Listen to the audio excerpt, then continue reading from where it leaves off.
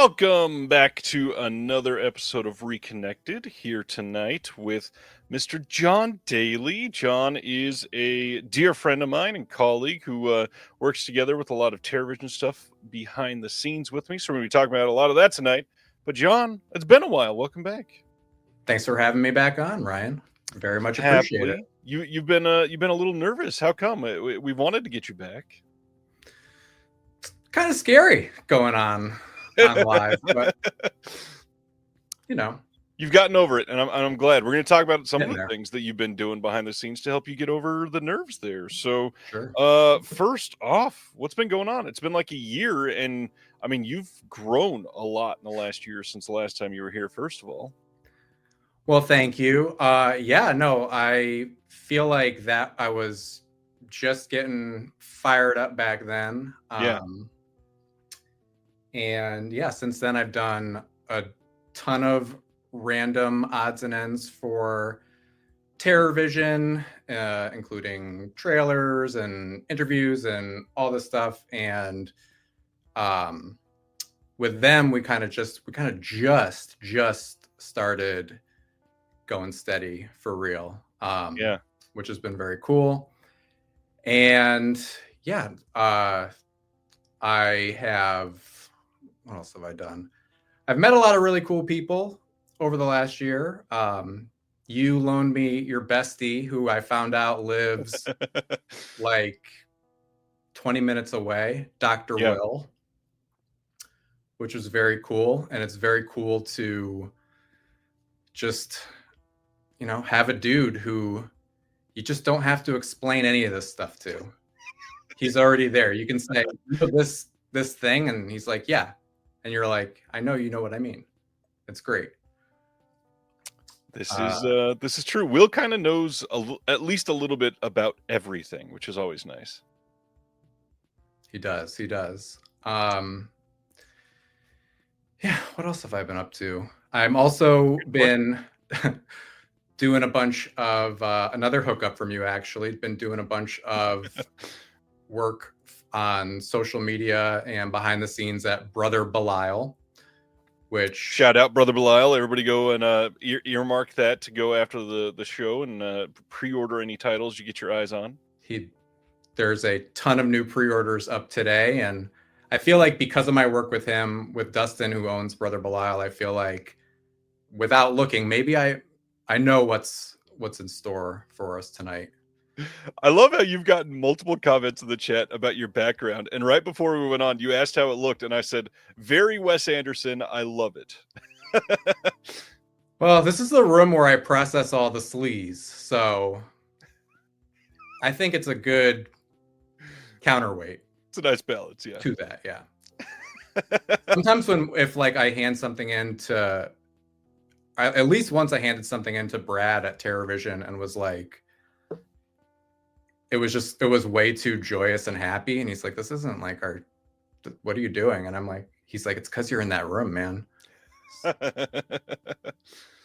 Well, before we get into some of the usual stuff, we've brought up a couple titles in TerrorVision. And one of the things that I have been, I don't know, proud is a weird word to say here, but very excited and genuinely proud to see you grow in some things. And you're like full on producing releases now. And a lot of people aren't going to see that name associated with a lot of it. But for example, the Shoestring Slashers box set, one of the 3 titles, which I know a lot of people are excited about Basement Jack, because that's getting a bit of an upgrade. That's probably the most popular of the 3 titles. But the one that has really been the most under the radar is Phantom Brother.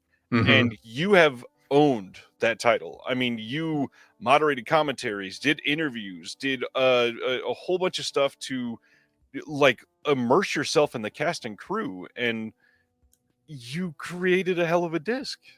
Well, thank you. I'm extremely proud and grateful to Brad for kind of tossing me that. I guess maybe it was like tossing me a softball. Here you go. See if you can do this. But right. So it's the first disc I've ever produced everything on. Yeah. And edited and a lot of random stuff. And I really couldn't have been luckier in terms of just like meeting the nicest possible people. Like the guy, John Gigante, who's the star of Phantom Brother, is like, just when I met him, he looked like he wanted to give me a hug right then and there. Yeah. And on the way out, he did. And he just like became a friend in like 2 hours. And he's awesome. I hope I get to hang with him, spend more time with him, and talk to him.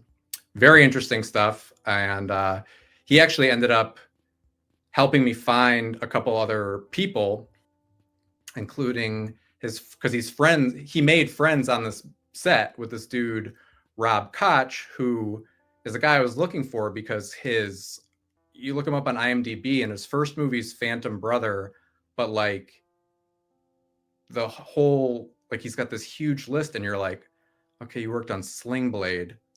Okay, you worked on Hackers, and you also worked on Frankenhooker. And when I interviewed him, I think he had just wrapped, I think, Highest to Lowest by Spike Lee. I think that's what he said it was something with Spike Lee, so I'm assuming it's that. So yeah, that was very cool. Just met some really cool guys, and I think it's cool that, you know, in a way, kind of got to do. They just trust TerrorVision. Brad and Ryan just trusted me to just kind of do whatever I want, and I am really, really proud of how the interviews came out, and just really excited to take an interest in these dudes and their story, like about the movie itself, but also like what came from it. Like these guys have been best friends for like 40 years because of it. Like no matter what, like they think the movie's like, everyone thinks the movie's kind of goofy because it's just kind of a goofy movie, but right. You realize everybody from the TerrorVision Discord is going to go crazy because you just said the words "a goofy movie," right? Yeah. Yes. But during this show, I have a feeling that is going to pop up and say confirmed. Anyways, yeah, I don't know why I was thinking of that movie. Anyways, Phantom Brother isn't the only thing in the last year that you've worked on. You got to meet the daughter of Vincent Price. That was very, very cool. Victoria Price is very cool, and brought the doctor along with me for that trip.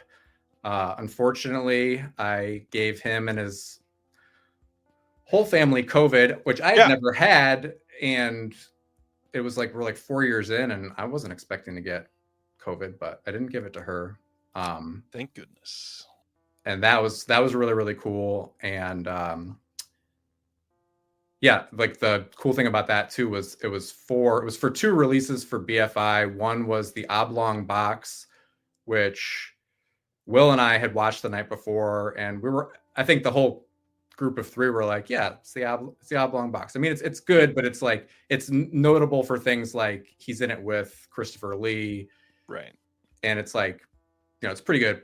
But the showstopper is Cooking Price Wise, and she was very, very excited to talk about Vincent Price's cooking show, and I was just blown away that I'm like, how did I get here? How am I working on this? And would highly recommend that to everyone who's region free, because it's just a like super, super charming.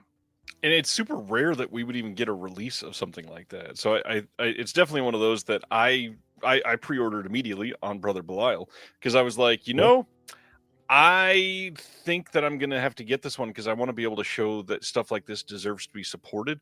And I don't do that for a lot of stuff, but that felt like one of those things that needed it. So yeah, happy to have that. Yeah, other than that, I forgot to remind you or ask if you wanted to do this, but you got something else coming up with Dr. Will. You want to promote that you guys are going to be there at all? Yeah, I would love to do that. So when is it? It is in Raleigh, North Carolina on, I think it's May 20. I should know this. It's May 23rd through 25th. Will and I are going to be doing a split label table for Terror Vision and Severin at Carolina Fear Fest. The 23rd through the 25th. Thank you. And yeah, I don't think either of us have. I certainly have never done one of those before. I'm not sure if Will has. I don't think he has. I don't think he has. No. So yeah, we're just gonna. But I mean, this is super cool. Like, people can go buy Severin stuff, buy TerraVision stuff from Dr. Will and John Dailey in person. Take some photos. Like, I wish I was closer, man. That sounds like so much fun. Me too. That would be amazing. And yeah, there's going to be a couple. I know that Tiffany Shepis, speaking of Basement Jack, she's going to be there. Tracy Lords is there. Tracy Lords is going to be there. So we'll definitely have copies of Skinner for sale from Bill Mosley is going to be there, I think. He is. He actually, I just saw on Instagram today, he posted his jeans that he wore in Texas Chainsaw Massacre 2. If you've never seen the like hippie flower patches on them, they're really cool. Malcolm McDowell's going to be there. That's a huge name. I would very much like. Yeah, I don't know. I've never met anybody in that kind of a situation. Do you ever go to those? I've gone to 3 or 4, but the crazy thing, all of them have been in like the last 6 years. So I've done Texas Frightmare. I've done the one here in Kansas City called Crypticon. I did Monsterpalooza in Pasadena, and I think I've done one more. But yeah, they're a good time. They've gotten very packed. It is a very, like, conventions used to be the nichiest of niche, and the super nerds would go, and now it is just the most mainstream crowd type of thing, and everybody goes, and that's fine, nothing wrong with that. It just the prices have skyrocketed, which makes it a little rough, and it's kind of a zoo getting around some of those places. So yeah, it'd be tough. Do you get an autograph, or do you have any of that kind of stuff?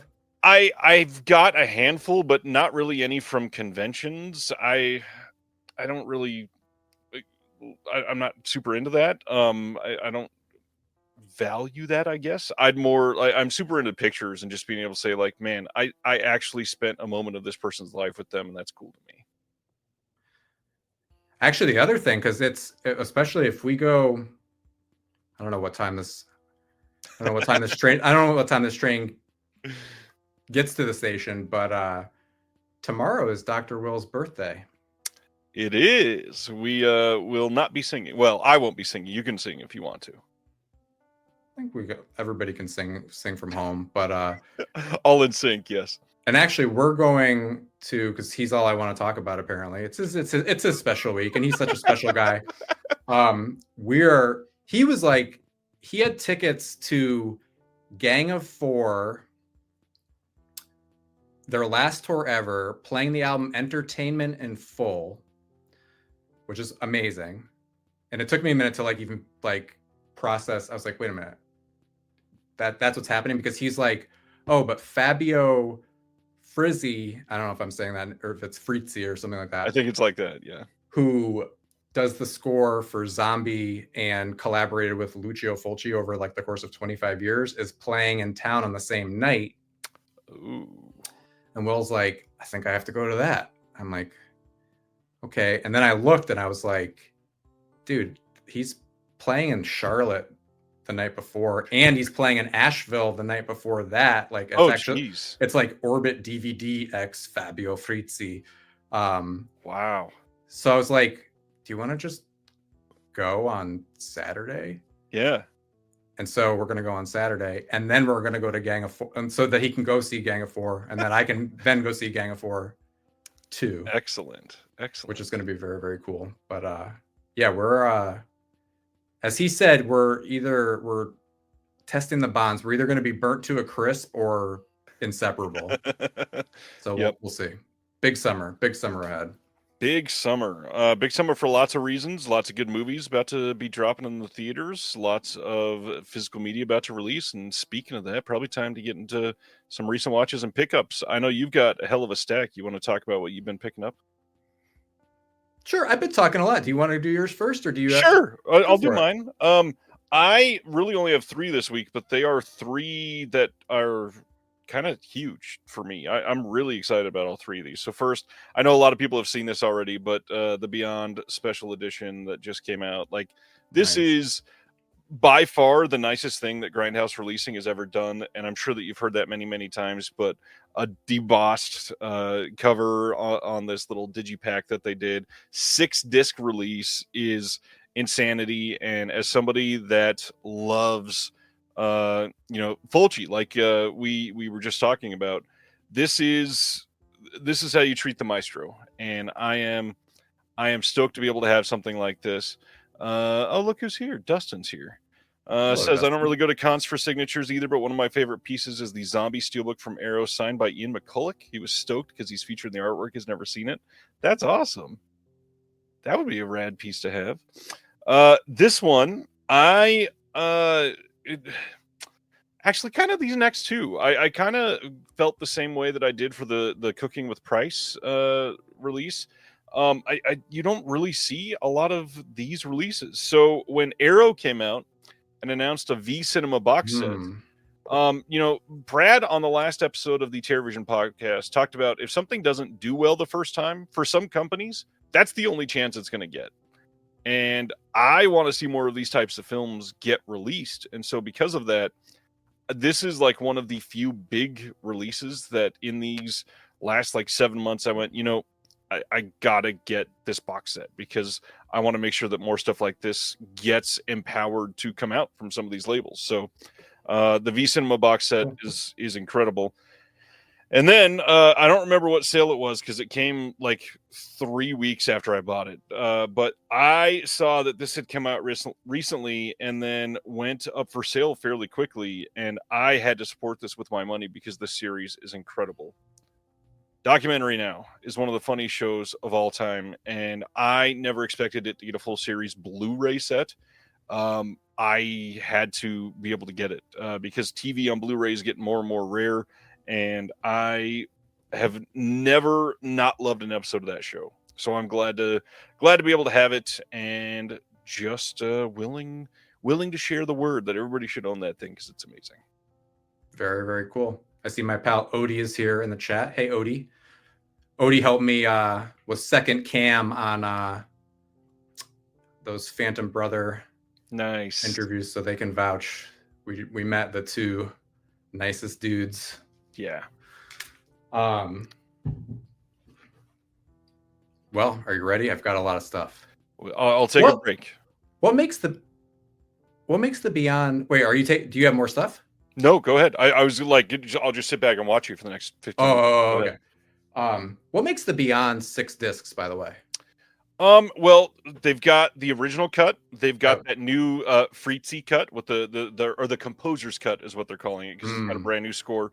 They've got the original Aquarius DVD version. They've got a Blu-ray release of the brand new cut of the original cut, and that's already 5 discs. And then I believe the soundtrack is the 6th one. Nice. I do really enjoy getting a soundtrack, to be honest. Yeah, me too.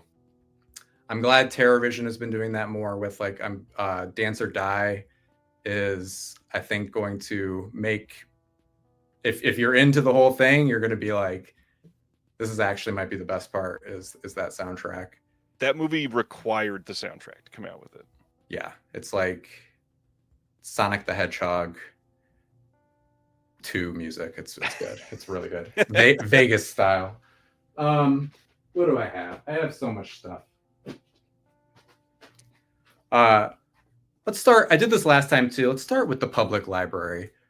I've got a great public library. Shout out libraries again. My library has also just started doing a lot more Blu-rays. I haven't watched all these yet, but I'm excited to watch Memoir of a Snail on Blu-ray from the library. What else we got? We'll just go through this fast. I haven't watched it yet. Sing Sing, another Blu-ray. Still haven't seen it. The library is the coolest. This is new. this is hot off the press. Good movie.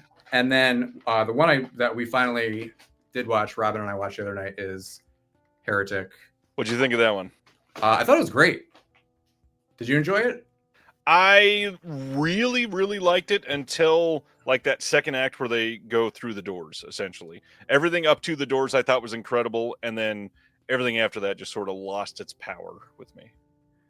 Yeah, I think it kept me going the whole time, but I was like hypnotized by Hugh Grant. Yeah, absolutely. He made an incredible villain. And he even does a Jar Jar Binks impression that was kind of unexpected. So Best Jar Jar Binks impression of the year by far. Definitely. But yeah, if he had won an Oscar for that, I'd be like, yeah, that makes sense. It was would not have argued. Let's see. All right, first we got the latest Brother Belial haul.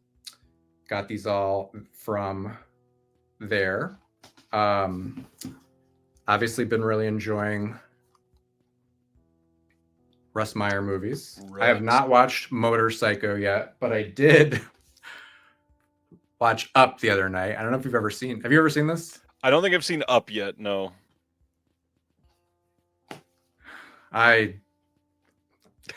We'll talk. It's great. It's incredible. I think Russ Meyer just like does such an amazing job of like figuring out like what do you need for a movie? Like how do we fill this movie with stuff where like nothing has to like it does connect in a weird way, but like he's just like has the pace imagery thing down. And he's incredible. This I actually watched last night for the first time. Nice. And I actually really enjoyed it. I heard that some people weren't that crazy about it. I was middle of the road. I kind of want to see it again. Yeah, I thought it was a lot of fun. I mean, obviously, like Pearl to not obviously, but Pearl to me is the like, you know, the top of that series because it's a high bar. Yeah, I mean, just because she's just like a total maniac in that. I love Dale. Dale says if we're talking Russ Meyer, I'm right on time. Perfecto. This I haven't watched yet because I've been like, I want to be fully awake and aware. I don't want to watch it at night. And the trailer, I don't know who does the trailers for Radiance, but they're fantastic. And this was one of their best trailers. And I haven't watched a lot from this director, but yeah, like crazy lady golf movie where people are like bleeding down their putters is like, don't take that out of context. And also shout out Sam from last week. He did the cover art on that release. That's what I thought. That's really, really cool. Yeah. It's gorgeous art. And then last one I got from Brother Belial, our old friend, Godzilla, which I have not watched this one yet, but I like the sound of Biolante or Biolante. Yeah. And I'm excited to hear. That was another thing that happened. I met Sam Deegan, which was very cool. Again, through Will Dodson. Had to get yet another shout out. Who, through his teaching at UNCG and a grant, which I'm glad that grants are still a thing for now. For now. But yeah, it was really cool. And then he did a screening too. So watched a Deaf Crocodile movie in the theater on the big screen. We watched Zero Grad, which was a wild choice. And there was like the usual heads that you'd expect. Those are my nerdy movie people. And then there was a lot of just Russians there, just speaking in Russian, who were laughing at things that I didn't get, but it was really cool. It was very, very cool. Very nice. Other than that, I don't even have to go through all these, but since you were talking about, there's just so many. Since you were talking about Grindhouse, and I picked this up because, also from Brother Bilal, I picked this up because of, when you had Sean Baker, just Sean Baker, no big deal, on your show, and he mentioned this. I was like, this hadn't really registered to me necessarily what it was, and this, like, I might talk about this in the second half of the show. This movie blew me away. Yeah. And it comes with a soundtrack that is like so much of the movie being that good is this incredible score. I keep forgetting who did it because it's Basil Polidorus, who I forget what he's done a ton of stuff, but I feel like if I remember right, I think he's done like 5 or 6 really well-known movies, but I can't think of any offhand. He has. This is like, I think very, very early of his. And the last thing we can quickly go through, I got a Kino haul that I think I might have shared with you via text, the receipt, because it was so ridiculous. When you got this one to rewatch, Bedtime for Bonzo. My wife Robin really enjoys action movies, so I was like, it's stupid. You're like, I got this one. Like, it's like, why do you get all these movies, dude? And it's just like, I got this one for you. But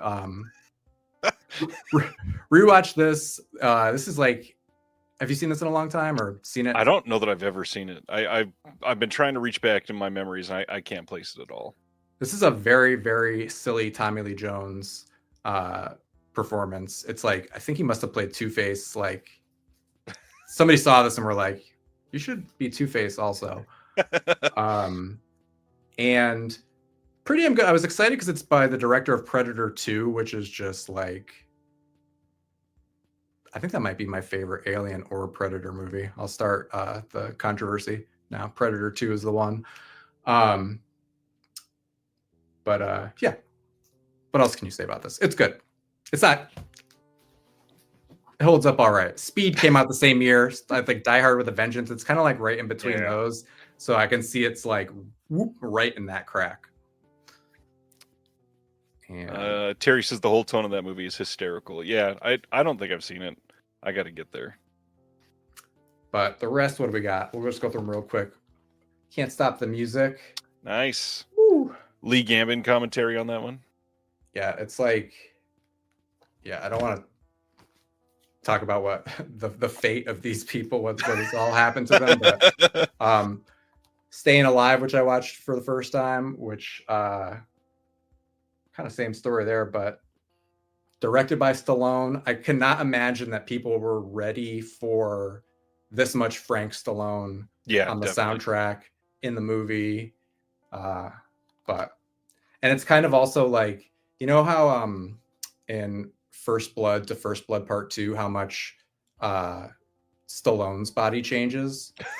That's how much Travolta's body changed between those two. Yep. What else? Haven't watched this, To Live and Die in LA. It's a beautiful 4K. The Long Goodbye I have seen. I just had to have Gloria by John Cassavetes. And nice. Has anybody seen My Gal by Douglas Sirk? I feel pretty good that I like, believe it or not, knowing nothing about me, that's like actually the least random stack of movies I've ever bought from Kino Lorber. Like, I feel like almost every other order has like at least one movie where like when you get it, you're like, what is this? Does that happen to you? Yes. I think I've slowed down on that front because I realized the what is this doesn't get put into the player as much. But the sad thing is, I think when I'm done with those, I think those watches are more gratifying almost, because you're like, now I know that like itch in the back of your brain is now scratched, because you know what it's like to watch, I don't know, like a French remake of a 90s comedy in the US or something like that. And the French one is better or something. So yeah, there's a lot that can happen in the Kino catalog alone. When they put out that many movies, there's a lot of randomness. There absolutely is. Yeah. All right. Anything else you want to cover? Well, one other thing that I might talk about later too that I actually picked up. I don't even own a record player, but I did buy a vinyl to be supportive of an artist, and it is Daughter of Swords. This is their new album, Alex, and I've been listening to this album in other formats nonstop. That looks huge. It doesn't even look like a regular vinyl release. It looks huge next to you. Okay, that's a little more realistic. Okay, it was just where it was headed. Perspective. Yeah. Okay.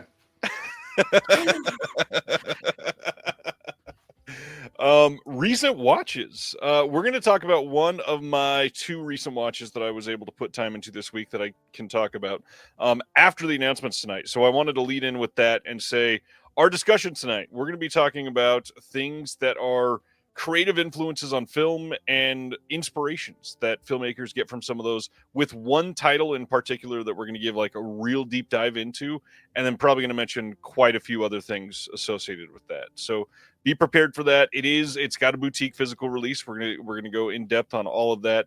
But the other thing I watched this week, just like many of you, I'm sure, Sinners, saw it in IMAX last Friday, and this is one of the only movies where I was very worried it was going to be overhyped, and I walked out feeling like it was still better than that hype led me to believe. It is by far, for me, the best film I've seen this year. 5 out of 5. I think that one of the more important things that hasn't gotten enough attention since this came out, which is hilarious because it's essentially a musical in the way that they treat a few of the songs. I think that we have seen time and time again over the last, I don't know, 8 years at this point, or 9 or whatever. He's done a handful of things, but the absolute artistry and craft that is in this score is incredible. And Göransson is cementing himself as like one of the best composers of modern cinema. And I will shout from the rooftops. I think this movie is Ryan Coogler's like most realized project. I think it is easily his best. It's Michael B. Jordan's best performance he's ever done. Loved the cast, loved everything about it. I had very few things that I would have changed. Cool. I'm super excited to see it. Craig says my desire to see it went from 10 to 6 with it's a musical comment. It is, but it isn't. I only say that because music is a part of the story, because they're making a place to create music and spend time together as a community. It's not like a diegetic musical or anything like that. They're not singing the plot lines. The music itself just plays a huge portion of the film. So it's not a musical in the classic sense. You know what's crazy? I haven't seen the movie yet. That's not crazy. But I haven't seen any promotion for it. Like, I actually haven't seen a frame of the movie, which I'm really glad for, because even as somebody who is like makes trailers all the time, I'm like, I love going in cold. Like, that is genuinely impressive that you have not seen anything, because I feel like the marketing has been everywhere. It has. I also haven't been to the theater. Yeah. In like a month or two, though I did get, and it's stupid because I got an AMC A-list thing, so I'm basically spending money to not go.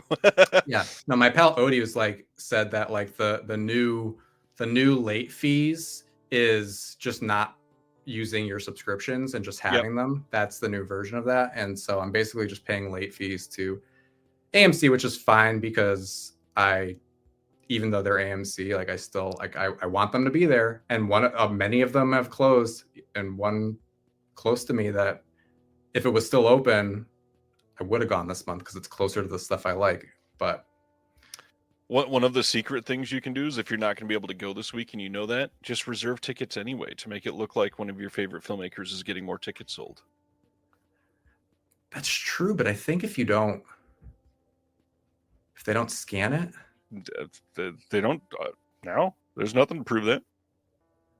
I don't know. Yeah. All right. What have you been watching? Let's cover that. What have I been watching? Well, I mean, kind of like this whole year, I have been trying to watch as much physical media as possible. Like at the beginning of the year, I was like, if I'm going to get a subscription to Vinegar Syndrome again, and I'm sure you've covered all the time about what their sales have done to. Basically, it's like I didn't want to buy anything for what could end up being a little more actually up front if I wasn't going to watch it like in a timely manner. Yeah. And I'm already buried, of course, by the Vinegar Syndrome pile, even without like this month I picked up a few like, Last Tango and Drop Zone and that stuff. But like, so I've just been trying to watch as much physical media as possible. Like I said, Heretic and Maxine this week. I wonder, I've been also trying to keep better score on Letterboxd, but I don't know. I'm gonna see Sinners soon. Let me look real quick. Do you have IMAX close enough for you? I do. Good. It's always kind of like, I don't know if it's like being old or if it's just like audiences. Like it's loud to like I saw Oppenheimer in IMAX and it was like it was a little bit much. I get that. While you're looking, I guess I can share. I over on the Mondo Macabro podcast episode that just came out this week, we talked about these two films, Cafe Flesh and Bohachi Bushido. And of the two, like Cafe Flesh, I'm glad that I've seen it now. I am not super into what he was doing on that film. Definitely more of a Dr. Caligari fan, but Hachi Bushido, man, that was the first time I was able to see it, and that movie is incredible. Like from the opening shot of that movie, I knew that I was going to be in for a visual feast, and then the story itself is wild. I joked about this on the podcast, but one of the things that amazed me on that film is there is a like immeasurable amount of nudity in Bohachi Bushido. There is so many nipples, lots and lots of bare asses, but they pull off some of the best like random maneuvers to hide genitals to make it so you never see anything between somebody's legs. And then in other scenes, they're literally just like showing somebody walking and covering it with their arms in the most awkward of you would never walk like that in your life. It is so funny the way they do that. But again, like genuine talent on some of the scenes where he's moved this way and put your leg up like this and we'll never see anything. It's amazing. What's the name of that one? That one is Bohachi Bushido, Code of the Forgotten Eight. This is the recent 4K, and the back of the slipcover is very true to this movie. There is a lot of like cutting off limbs and great violence, very like over the top blood. It's pretty great. Well worth checking it out. All right. Anything else from Letterboxd you want to shout out?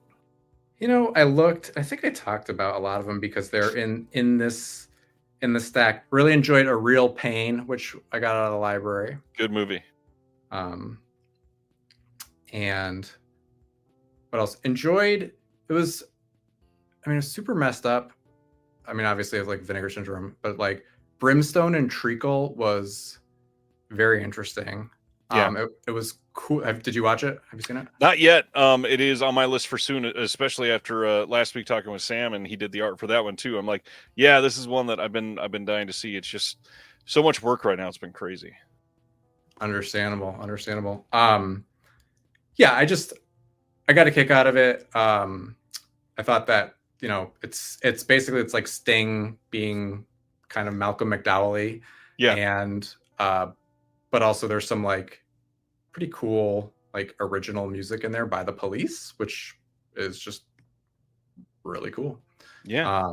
But makes sense why it's like, totally makes sense why it's like buried and nobody's ever heard of it. And maybe they should have just kept it buried, but whatever. It was good. All right. If that is it, again, after the announcements, make sure you hang out. We're gonna be talking about like creative influences. It's going to be a really fun discussion this week. So yeah, let's get into it. This week started off odd. Kino it is the first announcement we got over on Saturday. We went nothing last Friday. Saturday, they announced that we're getting a Blu-ray soon of Maigret Sees Red from 1963. This is going to be a Blu-ray release of a 4K restoration that was put out by Studio Canal. This is continuing a long line of releases they've done of some of the Maigret stuff, so nice to see them continue on that front.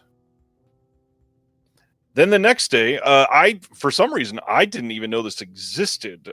There is a TV movie from 1977 that is another anthology called Dead of Night. One of the older horror anthologies from 41 or something like that is Dead of Night. And then this came out, and it's got some names in it like Ed Begley Jr.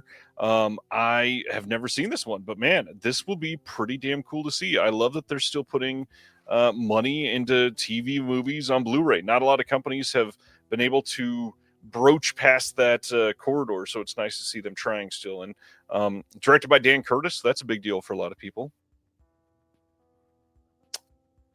But the first pretty major announcement for the week, we talked about New Wave Video. This is a new boutique label that is coming out of Australia, ran by John Matthews, friend of the channel, who's been on here multiple times before.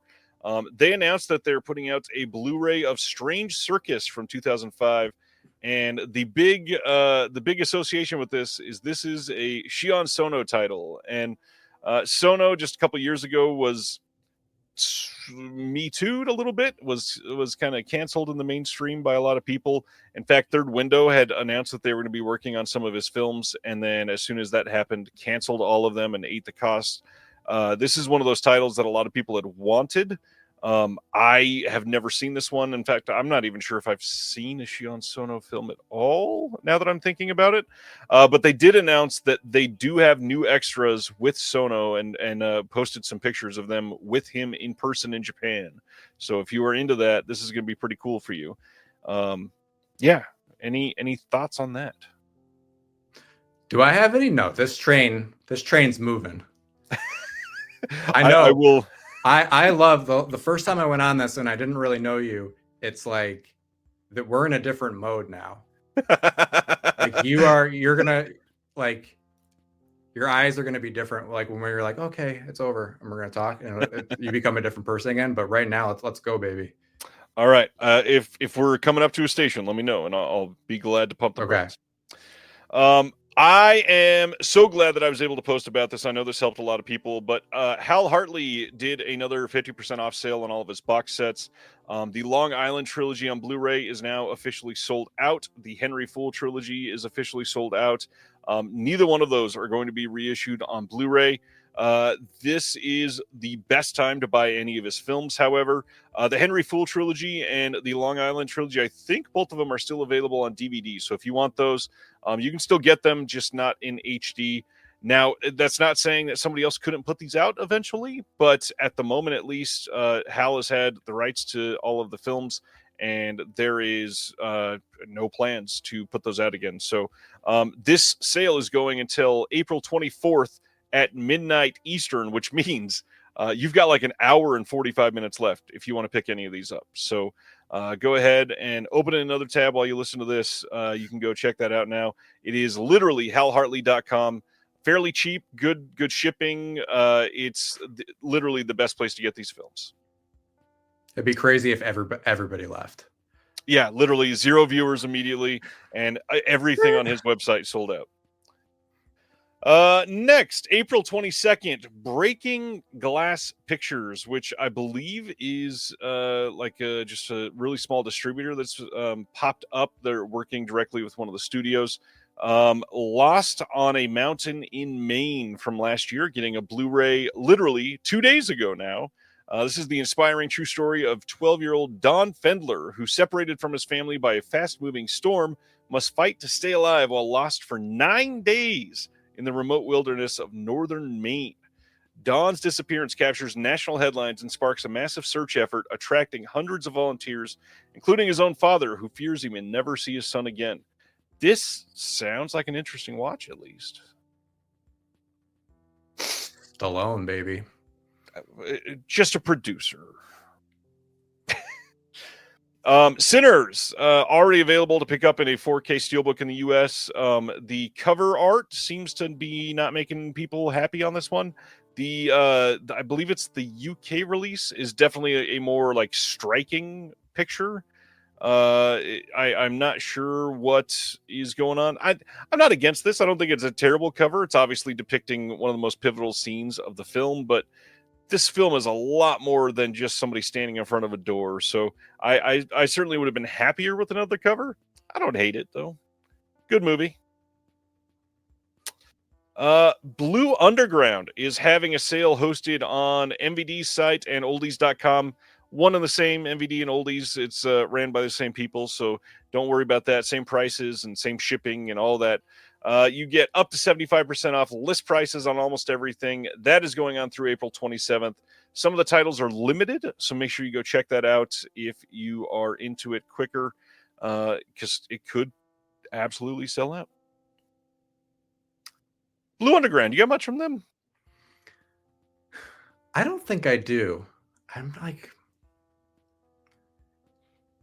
what's their like? I feel like I see it all the time, but I also like feel like I confuse it in my head with Synapse for whatever reason. I don't know if it's the font or a similar Right. kind of curation, but they've got Zombie, Fulci Zombie. They've got House by the Cemetery. They've got New York Ripper. Okay, you know what's terrible is I have to see. I don't know if I've seen Zombie, and we're gonna go to this thing. I know that I've seen the zombie fight a shark because, you know, big deal. Yeah, it's a zombie fighting a shark. Yeah, I like movies, so I need to know that. But yeah, I haven't seen a ton of Fulci, so that's why I'm always saying like every time Vinegar Syndrome puts out Forgotten Gialli, I'm like, whoa, slow down. Like I need the remembered first. Yeah, that's important. Zombie 4K is one of the best 4Ks you can watch. Picture quality is standing, says Kurgan. Honestly, it's a really great 4K. It looks genuinely way better than I ever expected. I've seen that movie so many times, but it still gets me. There's a couple scenes from that movie. Specifically, I've talked about on here how I really hate eye trauma scenes, and that movie has one of the best like tension moments for eye trauma, and it's so good. So good. All right. Next up, we have Dazzler Media over in the UK on July 14th, putting out a 4K and Blu-ray of Mussolini, Son of the Century from last year. This is, I believe, a mini-series that aired on Sky, and I've heard that this is both a masterpiece and boring beyond belief. So take that as you will. When I see the name Joe Wright, I'm like, I'm gonna have to hear not boring. I think boring. I'm sorry, but it's like, yeah. I understand. July 1st, Mill Creek in the U.S. putting out a Blu-ray of Ultraman USA, a.k.a. Ultraman The Adventure Begins from all the way back in 1987. Heard this is one of the better Ultramans, actually. They've got high quality on most of their other Ultraman releases. I'm sure this is going to look incredible. All right, this one is rather interesting. May 4th, there is a Blu-ray coming in the U.S. here from New Boutique Blu-ray label named BT Releasing, which stands for Bizarre Theater Releasing. And this is White Gardenia's John Calvin from 2025. And essentially, this is an anthology film with a shit-ton of excerpts from just random directors thrown together, and one name alone will tell you what this is going to be, featuring works by the first name, Marion Dora. If you are somebody that is into the heavy, brutal, like unearthed films wouldn't even touch some of this with the 10-foot pole, this is what that type of thing is going to be. So this is the underground of underground, and Marion Dora certainly has a reputation to uphold. Man, have you read Handheld Hell by Justin Burning? I've not finished it, but I've read some of it. One thing that I really enjoyed, I enjoyed that book very much. I think you can probably still get it through TerrorVision. one thing I really appreciated about that book is he watches a lot of movies that I will never watch, like some unearthed stuff, because it's just not like, I just don't want to go there. But he writes about it in a way like where it's, you can learn all you need to know. I think, you know, all you need to know about it and get the gist and know where it fits into history of shot on video stuff. So if you don't like watching those movies, but you want to, you know, still be able to Understand it, keep up at the water cooler, where people talk about unearthed films, you should read Handheld Hell. I want to Very find good that book. water cooler where they're talking about SOV movies. That should be pretty funny. Right. June 9th, the UK is getting a Blu-ray release of The League of Gentlemen, the complete collection, complete in parentheses, released by the BBC. This is missing some of their live stuff that they've put out in the last couple of years. It's also missing, I believe, a couple like one-off specials that they did. But this is a British classic. Many people will cite this as their favorite British comedy series of all time. Terry Talks Movies wants to know, what time is it here? It's lunchtime here in Melbourne. Definitely not lunchtime. It is almost 10:30 p.m. where John is, and it's almost 9:30 here where I am. Crazy late night. Yes, local Blu-rays for local people, says Terry. That is an in-joke for everybody that has seen this show. Yeah, can't wait to see possibly getting this. Looks like it's pretty solid release. It's got the Christmas specials. Got to check this out because it is rather funny from what I've seen of it. Hell of a Summer is getting a Blu-ray release from Decal on July 8th. This is the movie that was done by Finn Wolfhard, and I think it's Billy Brick is his last name. This just played here at Panic Fest in Kansas City. I unfortunately missed the premiere. I really wanted to see this. It's gotten okay reviews. I think this one was held for a couple years. This was supposed to come out literally like 2 years ago, and it's just now coming out for some reason. Something happened. But yeah, going to be lots of stuff on the discs. Looks like a pretty good release, and I know a lot of people that have really enjoyed this. So check it out if you want. Next up, we're going to talk about two of these releases. And this first one I saw much earlier than I found the second one. So we're going to talk about one and then something else first. June 17th, we are getting two steelbooks of Jurassic Park trilogies. This first one here is the Jurassic World trilogy. This is the second triplet of films that we got out of this. These are all the ones from 2015 to 2022. I actually kind of dig the art on the cover of this. I know a lot of people aren't super happy, but it's nice that these coming out. You got a 4K all stored in a steelbook, everything on their own disc. Looks like a solid release in my mind. Are you a Jurassic Park boy, John? BOI, yes. I mean of course Jurassic Park, yes. This whole new one doesn't do too much for me. Even though I kind of try to, if I'm going to watch certain movies, like pretend that it's like it's 25 years later already and be like, if it was 25 years from now and I was feeling like, oh, those were the good old days. Yeah. You know, Dua Lipa, future nostalgia. I try to do that, but remembering peak Chris Pratt. Yeah, I mean, I kind of liked how absolutely stupid the third one was with the locusts.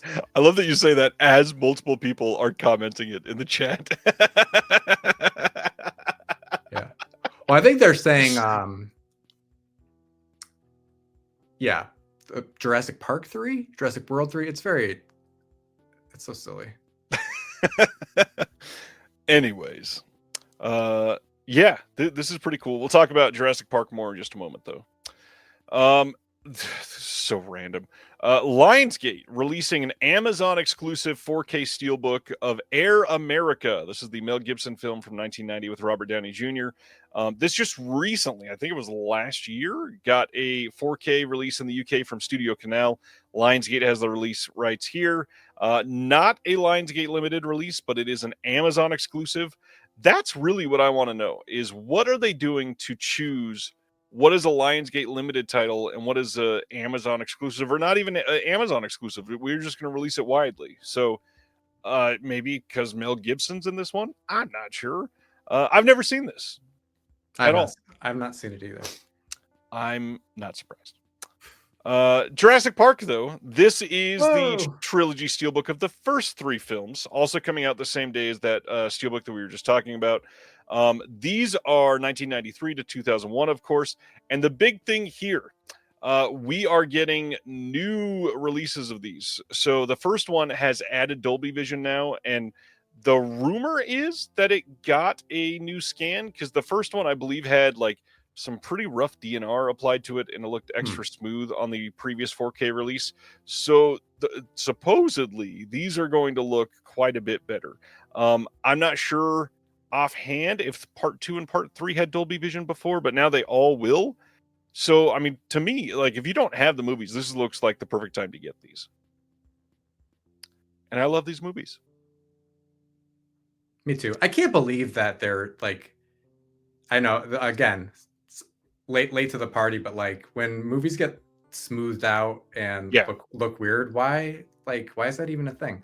And why is it, do people do it with like mega expensive classics? It's crazy. That's a good question, but I think the reality is that stuff like overly processed YouTube shit has kind of molded some minds to think that it's better because it's smoother. You know what it is too? It's TV presets that people didn't have their relatives come over and change for them, and they're just like, that's what it looks like. Maybe that's it. They'll be in our thoughts and prayers. Absolutely. The Fallout show is getting a physical release on July 8th here in the US. It is going to get a 4K steelbook, a standard Blu-ray, and of course, DVD release still in 2025. Got a hell of a lot of special features on this, so that's pretty nice.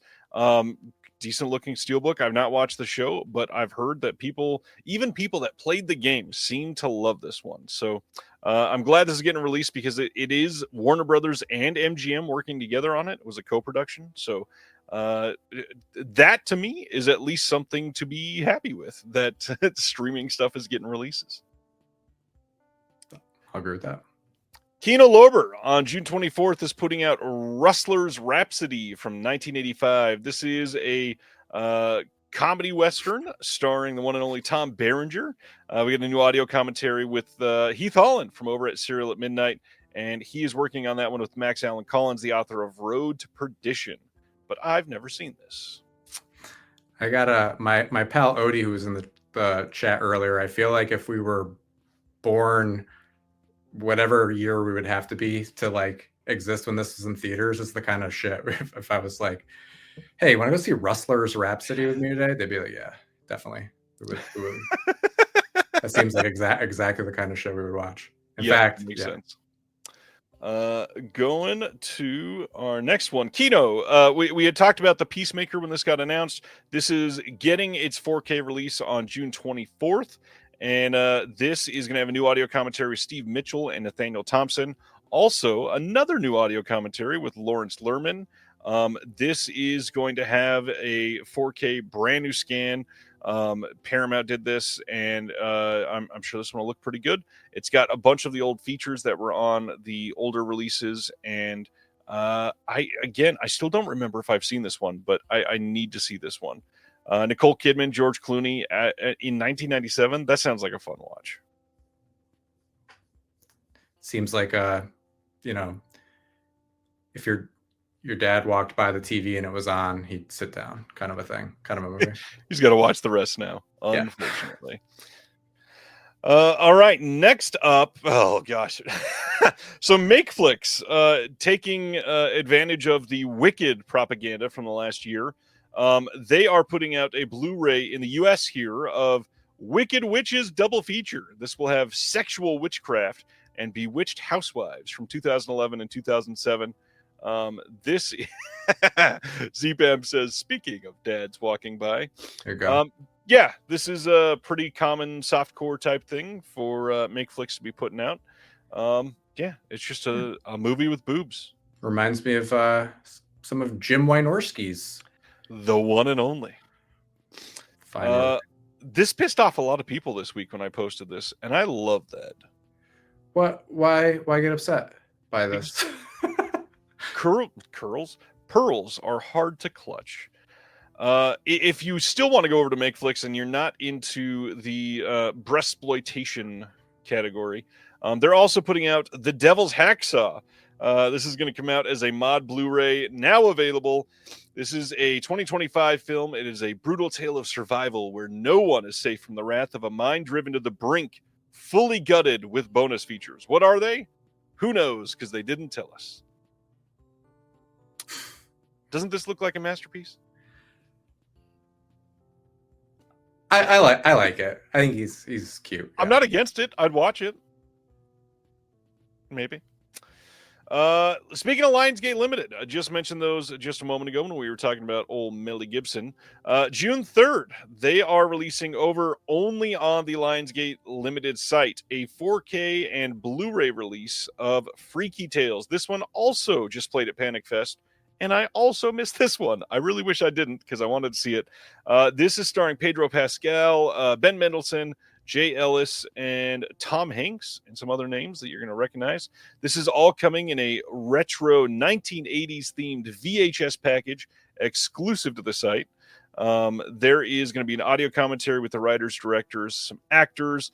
There's a handful of featurettes and a trailer. I like that they did a release like this for this film. I think this is pretty cool. There's people getting upset that Lionsgate Limited isn't just steelbooks now, which I don't understand. I got to be honest. A studio was probably not seeing a lot of money coming in from other retailers, so they opened their own store and they're experimenting with it. I think that's a pretty damn good thing. I hope they do well. And I hope the biggest thing is I hope they release standards for all of these things that they're doing, because everybody deserves to be able to own these if they want without paying a whole bunch of money. This one I think is pretty fairly priced for what they did. It's like $30. Yeah, it's a studio release and it's brand new, but it's a 4K and a Blu-ray and a sticker sheet in a fancy VHS case. So, yeah. Looks pretty cool. Looks like the Meteor Man. I'm sure it's nothing like the Meteor Man. I hear this one is quite good, actually. Who is it? Is it the... That's not the Half Nelson people, is it? Who made this movie? I don't think so. This is... I don't know. I don't... And look, Celeste is even here saying, this movie rules and this is fun. Nice. Shout out Celeste. Next, June 24th, Sony is releasing St. Elmo's Fire on 4K. Ronnie says, yes, it was Anna Boden and Ryan Fleck. So there you go. St. Elmo's Fire has one of the craziest casts of all time. Rob Lowe, Demi Moore, Emilio Estevez, Ali Sheedy, Judd Nelson, Mayor Winningham, Andrew McCarthy, and even more that couldn't fit their names on the front cover. And so many people hate this movie. A lot of the people in this are extremely unlikable, very yuppie type of movie. I mean, look, Simner even just said the most yuppie of yuppie movies. I have not seen this movie in a very long time. I think I watched this in like 2004 or 5, and it was okay. I get the nostalgia for it, but and I also get the people that hate it because I totally understand. Sometimes even when a movie, I mean, I remember liking it fine.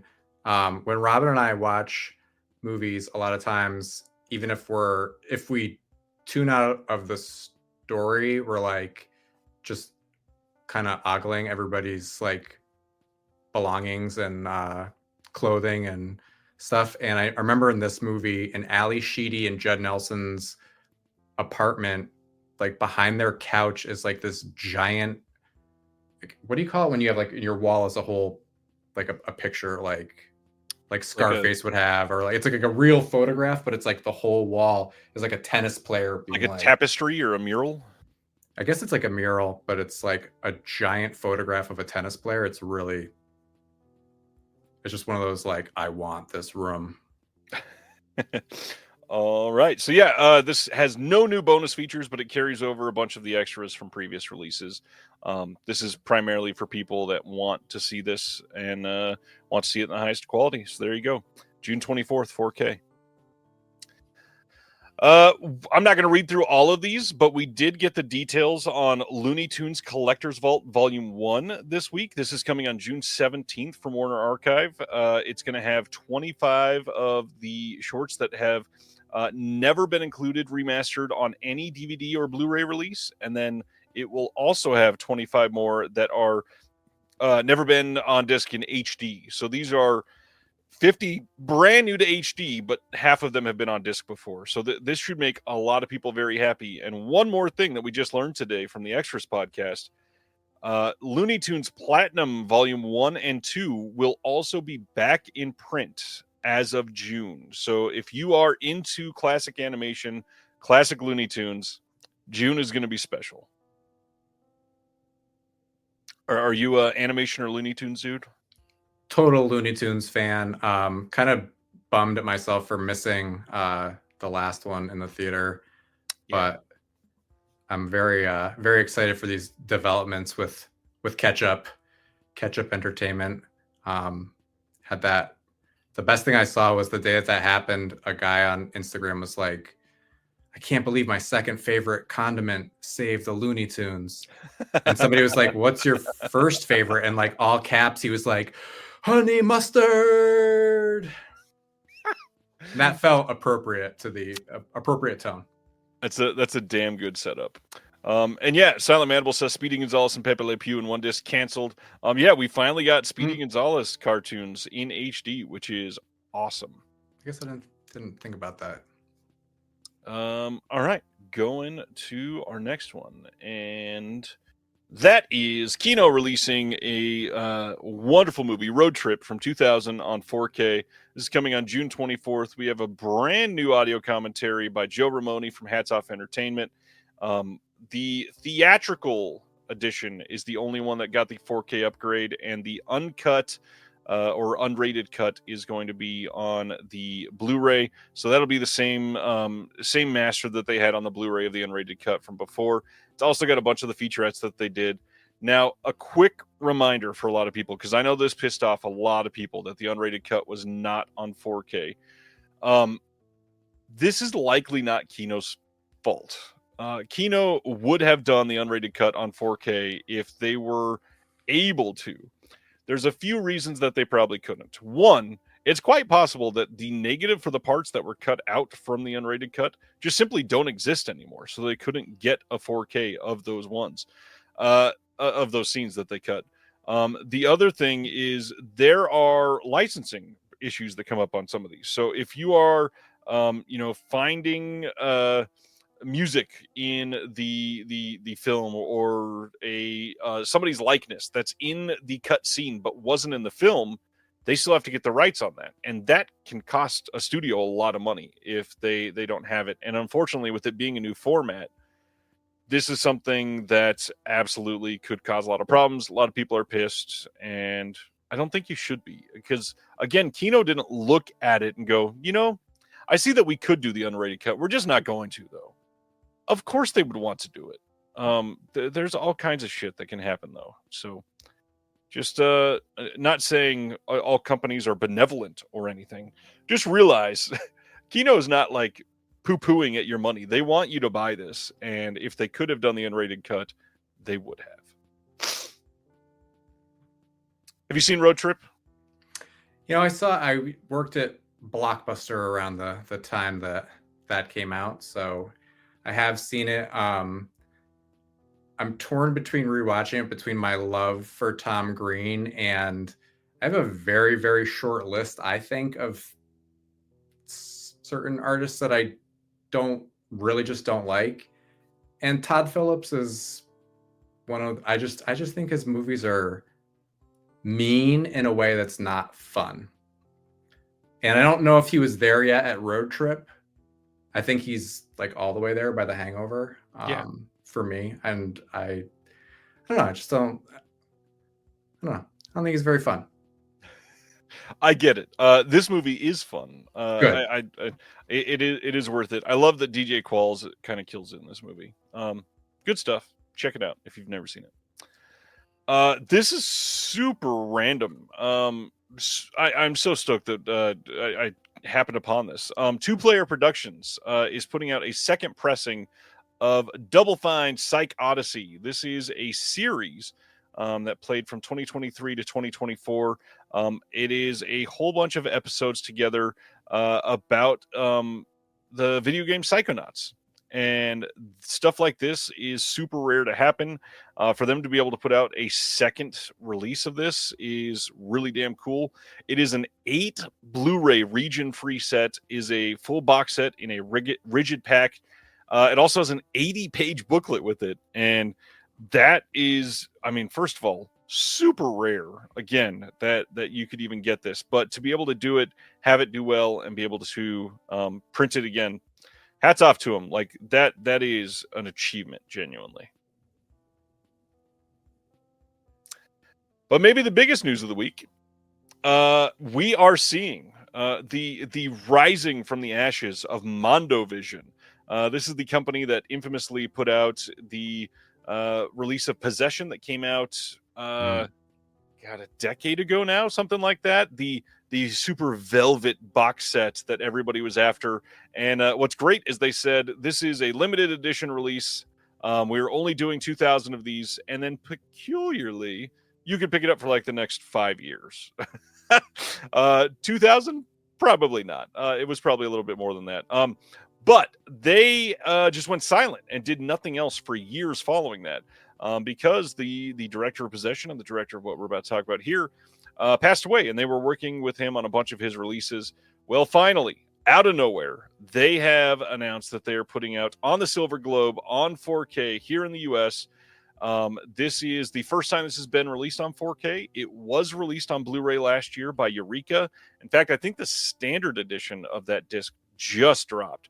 But this is a brand new 4K scan. This is exclusive to their release. It is going to have Dolby Vision, which is really nice. It's also going to have some exclusive extras on this that are not on the Eureka release. So this has an exclusive commentary with the director that he recorded way back in 2012. This has a documentary that is supposed to be really great. It is a 46-minute documentary. I've not been able to see it from 2012. There's also a soundtrack CD included with it. And it is going to include an illustrated pamphlet, some lobby cards, poster reproductions, drawing postcard, a map. It is individually numbered with a certificate of authenticity with unique serial numbers, and they're saying there will only be 4,000 of them. But that is the limited edition, and it will be in this super fancy matte laminated finish with spot gloss accent throughout, all packaged in a heavy-duty hardcover box with a magnetic enclosure. And if you don't want to spring for the big one, they're also doing the special edition, which has just the film without the soundtrack and all the fanciness. You can still get this on 4K. And when can you buy it? Not sure, because it's not available for pre-order yet. There's no release date. It just sort of says coming soon. But pay attention here, and I will do my best to remind you when it is available. That's some pretty cool art. I dig it. It says the same director as Possession. Possession, yeah. That's another one I have not seen, but have because of the internet, basically. Wow. That's a big deal. Put it on the short list. I'm not going to gatekeep, but John, I kind of want to hear in the next couple months what you thought of Possession. I'm ready. It looks like my jam. I will warn, there is we'll say an exponential fuck ton of screaming in that movie.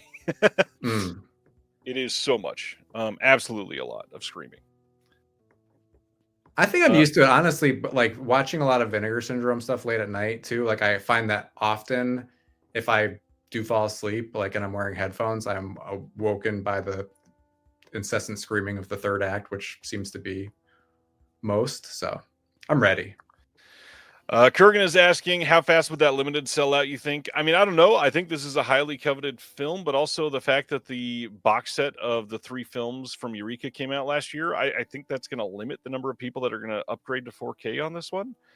because a lot of people are blind buying this film because it was difficult to see for quite a long time. So will it sell out? Yeah, eventually, someday. Is it going to sell out in the first couple months? Honestly, I don't really think so. I think it'll be around for at least a little bit. 4,000 copies is a lot nowadays, especially when this finally comes out. I wouldn't be surprised if that was not at least a $90 release. The old release of Possession. Oh man, if somebody remembers in the chat, tell me. But I feel like that Velvet box at least was like 65 or 80 or something like that. So I wouldn't be surprised if the limited of this one was at least 80 to $100. Is that Eureka set out of print? Way out of print, Silent Mandible. Yes. The all three films that were in the box set are now gone. The box set is gone. However, all three have been released as standard single disc releases now. Terry saw Possession in the cinema this year. Blew everybody's mind. Hell yeah. Hell yeah, dude. Next up, Imprint in Australia, releasing their third TV Movie of the Week collection.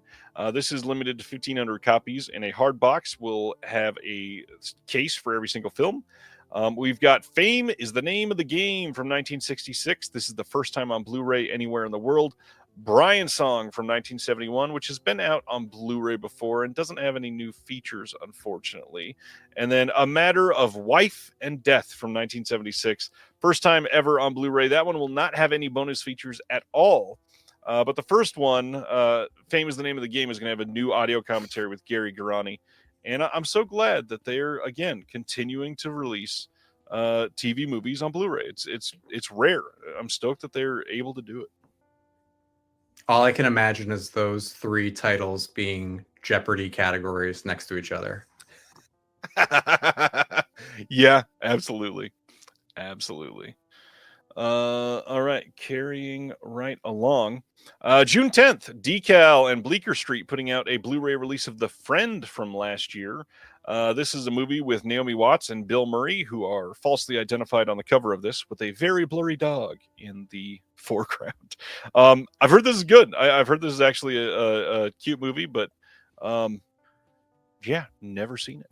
Do you know that in some people's contracts, being pictured first and being named first are separate, and that's why that annoying thing happens? I didn't know that. Absolutely. And not only that, one thing that Sam shared last week is even the original contract carries over to physical media releases way generations down the line. Like he had to have names be certain percentage of other people's names, literally. Like this can only be 75% as big as this name. Kind of crazy. Look at that top comment. OCD kicking in. Connor says, speaking of TV movies, just saw Duel for the first time. That Spielberg kid sure is talented. I mean, he's probably going places, I'd say. He'll be a billionaire someday. Sony Pictures themselves putting out a Blu-ray of Experiment in Terror from 1962. This is coming on June 24th. This is a Lee Remick film that is supposedly great. I believe Indicator released this in the UK, if I remember right, a long time ago. I don't have that release, so I'm glad Sony's doing this. Nice to see that they're finding some time for their old catalog titles like this. Kind of surprising, actually. We talked about this one, I think, last week or the week before, but now In the Lost Lands from 2025 is getting a 4K release over in the UK on June 1st from Studio Canal. This will have so many extras on it. All they did was build a trailer for it. I think that is the only extra, is just a trailer. I regret not seeing that in the theater so hard. Are you a Paul W.S. Anderson apologist? I got a pal who is really into his work, and I think it's one of those ones where I'm like imagining the future nostalgia. I'm like, oh, who's not going to in 25 years be like, this movie is sick? Everybody's going to think this movie is sick in 25 years. Just stop playing. Just why why spend time not liking it? I still can't believe that life has gotten so weird for me that I got a text from the premiere of this in New Mexico of somebody taking a picture with Mila Jovovich. Life is odd. Next up, Celeste de la Cabra actually posted a review of this today and seemed to have loved it. So June 10th, Decal and Bleecker Street again working together to put out The Wedding Banquet from this year. This is the Bowen Yang and Lily Gladstone ran film that looks really good. Glad this is getting a physical release. Kind of surprised that it is, I gotta be honest. Yeah, glad this is coming out. Hopefully Decal doesn't ruin it. Speaking of ruining things, oh man. You look disappointed as I said that. What did they do? Well, let's get into it. So June 23rd, over in the UK, Fabulous Films is releasing John Carpenter's student film, Dark Star from 1974 in a deluxe 4K release. Now, unfortunately, Fabulous Films is essentially the VCI of the UK. They are like, hey, nobody else was going to license this, so I'm going to be able to do it and not really be able to put a whole lot of work into it. Now, they're clearly putting a lot into the packaging to try to entice people to buy this, and I'm not saying it's going to look terrible, because it could be great. But keep in mind, when you buy this movie, if 5 of you in the chat buy this release, all of you together could have funded the entire production of Dark Star when it comes out. Yeah, this is a decent movie. I won't say it's a masterpiece. It's probably my least favorite from Carpenter. But yeah, this is basically like VCI doing a 4K, which they've done one and it turned out really terribly. I don't know. I'm also a Carpenter super fan, so I would love to have this if it was happening the right way. But at the same time, it's his student film, and seeing this in 4K, the coloring could look great, but I don't want to see like the cardboard boxes that lined the ship necessarily. Yeah, this was 16 millimeter too, so it's not going to be the cleanest 4K. It's not going to be bad necessarily. There's even 8 millimeter 4Ks that have looked incredible, so nothing to worry about on that front necessarily. But I don't know. I don't know that they went back to the. I mean, clearly they're saying they didn't go back to the negative on this, but this is the kind of movie that probably you don't need to spend $60 to get. Oh my! Is that what they're charging? It's like $46 British pounds. So in fact, it might even be more than 60. Yeah. Again, not trying to shit on anybody that wants it. It's a fun movie. I think everybody should see it at least once, especially if you're like a Carpenter fan. It's kind of important to see where he came from.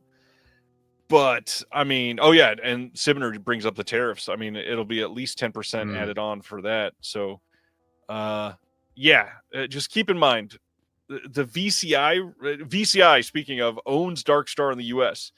You're not going to get this from Shout, probably. I believe VCI owns the film outright because nobody else really wanted it. So this is probably either the best release this is ever going to get, or it'll be awful and stick with the VCI Blu-ray. I don't know. Just my opinion either way. Maybe this entire release will be an Easter egg on the Starman Steelbook. Now that would be pretty incredible. God damn. Danny from Australia says it's nearly $100 Australian. Jesus. Of course, Dustin wants this. Dustin, are you going to be carrying this? If everybody wants this, should they go to the Brother Belial? Let me know. Next up, June 24th, Universal putting out the 4K Steelbook of Megan to take advantage of the sequel coming out. This was previously a Best Buy exclusive. There's nothing different. It's literally the same UPC. Everything else is identical, but this was getting scalped quite a bit secondhand. So I'm glad this is coming out. More people having a chance to have it is nice. It's actually a decent steelbook. I think I have this. Yeah, I'm pretty sure I do. I didn't love this movie. Did you see this one? I did. I mean, I think I like the titanium dance. That's my favorite. Yeah. I liked the movie. I for some reason I wanted to be a little more brutal. The unrated cut, by the way, definitely the version to go to watch. Is it rated R? There was an R-rated cut, and then there was an unrated cut. Yes. Okay. Yeah, it didn't feel. I'm not even. I'm remembering it as like PG-13 in my head. So yeah, definitely didn't feel like a Chucky. There was the one scene I remember. Oh, you know what? It might have been PG-13. That's what Staffino's saying. There's a scene in the elevator where they Megan kills somebody, and it's quite gory. And that was the big difference in the two cuts for sure.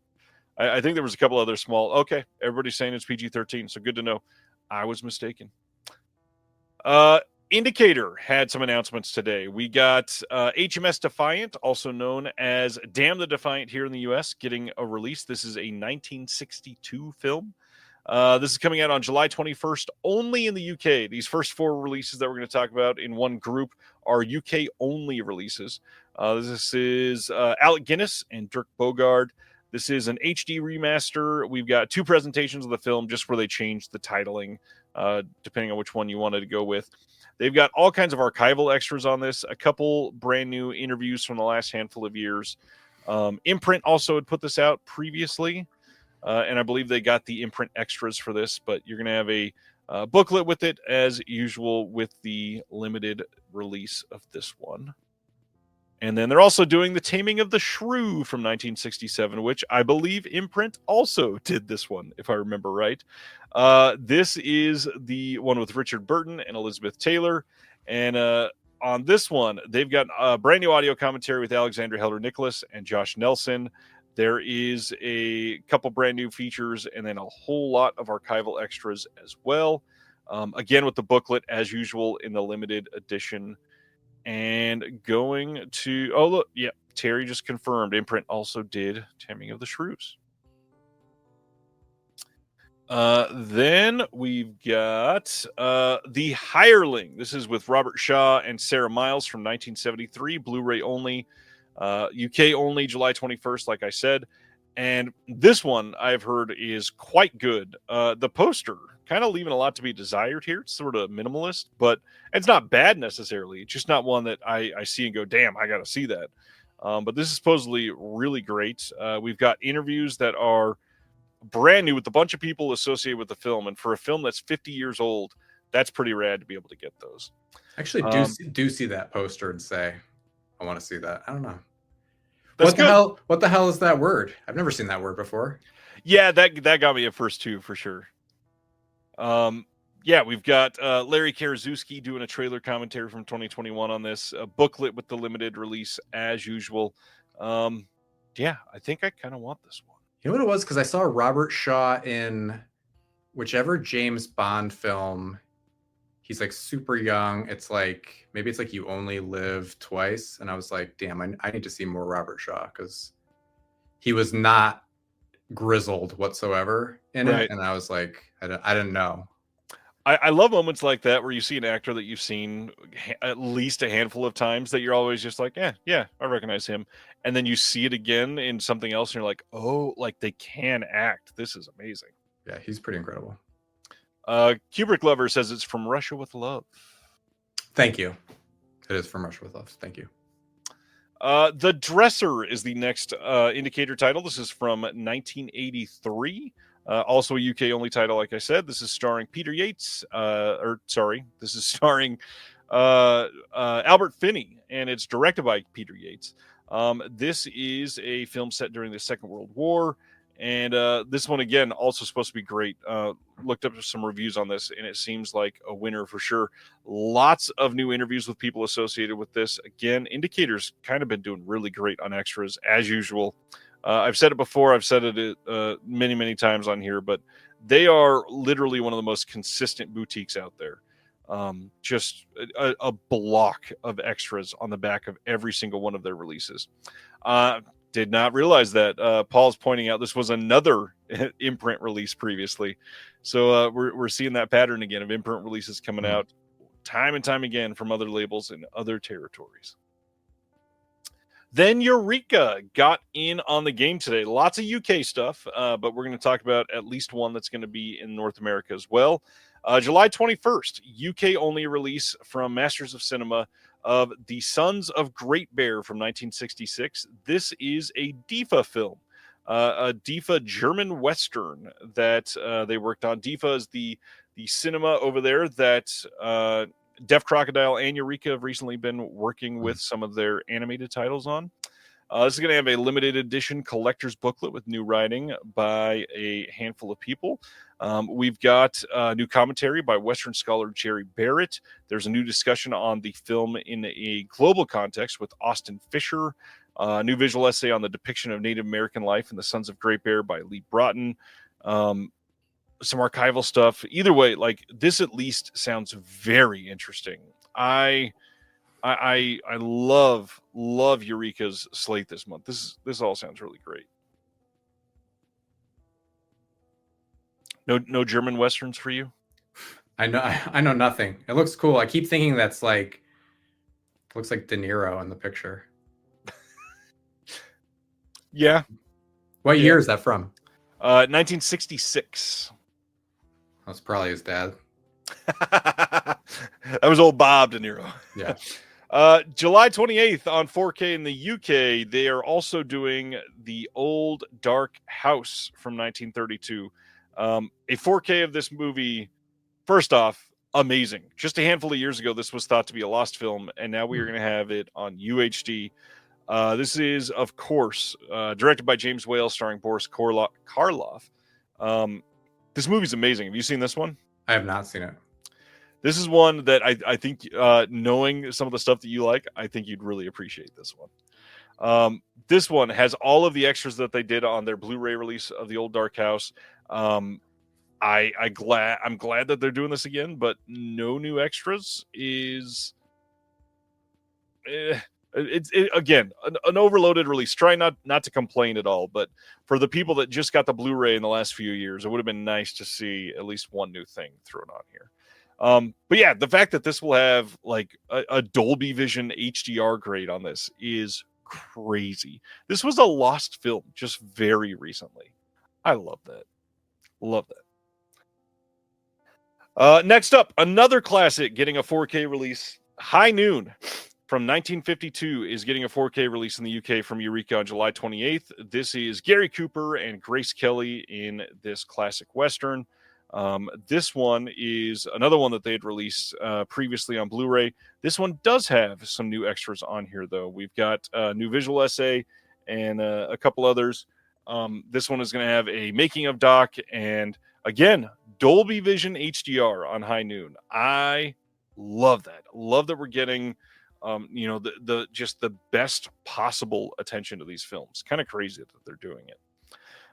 Also, as usual, in their limited edition, we'll have a booklet with the original short story, The Tin Star. It'll have a 1974 essay by the screenwriter Carl Foreman and a retrospective review. Do you think they made him look a little Yul Brynnery to get those Westworld heads in on this one? 100%. I thought that the moment I saw this art, yes. Like, I don't know that I've seen Gary Cooper in color, to be honest, but yeah, I don't know. I can see it. Staffino says, do I think there will be an upgrade from 4K in the next 10 years?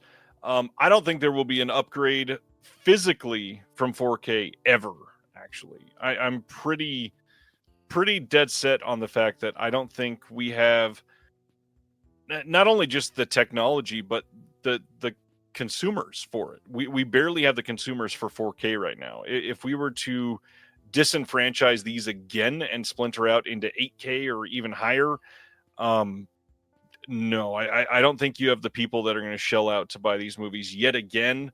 And I understand that, people asked when these DVDs were out the same thing, and we've gone 2 formats past then, but we're literally maximizing already the amount of data that we can pull out of OCNs. Sure, there's been a couple things that have been scanned in 12K, but and even a couple have even been higher than that. I think there's one that got a 13K scan last year. It's it's not just that. Like we have everything pulling away from physical media, and so the fact that the ecosystem is just not really there, I I don't know. I mean, even like the highest quality, healthy eyes can't see much more than 4K. At home, you know, if something is playing on a giant screen like the Vegas Sphere or something, yeah, they can do one off something like that. But on the consumer grade, I don't think we're ever going to have anything over 4K. Ever. Do you have different thoughts on that, John? No, I would be. I mean, it's rest in peace, my wallet times whatever. I would just. I think you said it. You said it perfectly.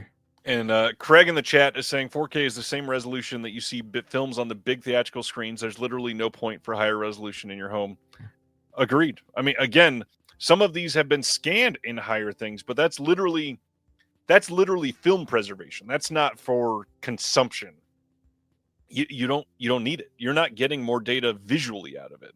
It's to scan the like authentic film itself to the best of our capabilities. And I mean, it's wild that we're getting some of these like Vinegar Syndrome titles on 4K, or TerraVision tomorrow morning is announcing a title on 4K that, as far as we can tell, has never been on physical media ever. It's making its debut on 4K. That's amazing. Would it have gone to 8K or 12K or whatever? No. Like there I love the reaction to that question for knowing what the film is. Yeah, it's just there's literally no reason on the consumer level. All right. So that's High Noon. Eureka is also doing The Tattooed Dragon. This is from 1973, and this is coming on July 21st in the UK and July 22nd in North America. This is a big one because it's a Jimmy Wang Yu film, and a lot of people adore him. He's one of the greats. This one, of course, will have a brand new collector's booklet with it. It's going to have a brand new commentary with Frank Jang. It'll have a brand new commentary with Mike Leader and Arna Venema. It'll have a new discussion on Tattooed Dragon with Wayne Wong. Looks like a damn fine release, and I definitely need this one. Jimmy Wang Yu is great. Craig says IMAX screens are 4K unless you're putting in a 1570 film projector in your house, and nobody is, except for maybe a couple billionaires. Then we got some oscilloscope stuff that went up on their website that I wanted to make sure that people could see. This summer, which I believe is happening the end of next month, actually, they are releasing a double feature of Hamilton and Putty Hill from 2006 and 2010. This is a double feature of Matt Porterfield films. These are newly restored, and it's Hamilton's about 2 summer days in the life of a young family. Putty Hill, the character Corey, dies of a heroin overdose in an abandoned house in Baltimore. And then on the eve of his funeral, family and friends gather to commemorate his life, and they share memories. And it's a pursuit of a new American dream type film. This is going to have some bonus scenes from Hamilton and a trailer. You can pre-order that now on the website or on Amazon. Then the second one, I saw a lot of people very excited about this today. In early fall of this year, we're getting a Blu-ray and DVD from Oscilloscope of Dig, and then a newer version called Dig XX. This is from 2004, and then the upgrade was from 2024.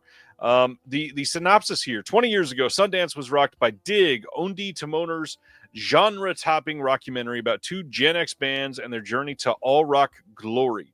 Shot over nearly a decade, Dig explores the collision of art and commerce through the star-crossed friendship and bitter rivalry of dueling 90s bands, the Dandy Warhols and the Brian Jonestown Massacre. Through their lives and obsessions, gigs, arrests, and death threats, uppers and downers, and ultimately to their shot at mainstream success, they stage a self-proclaimed revolution in the music industry.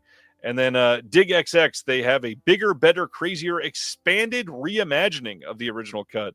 And it reminds us why the original is canon and why sometimes more is better. You got deleted and extended scenes, some interviews, and a trailer.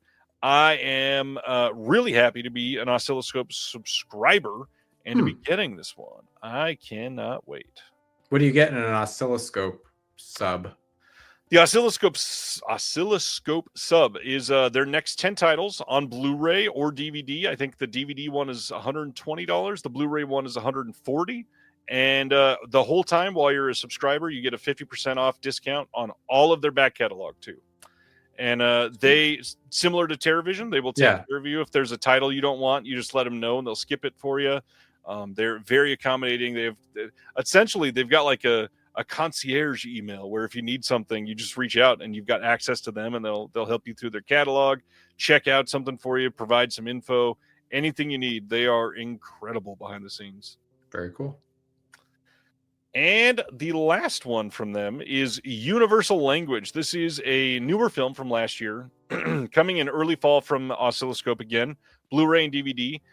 This is a film that they've been putting out on theatrical runs over the last year or so and promoting here and there.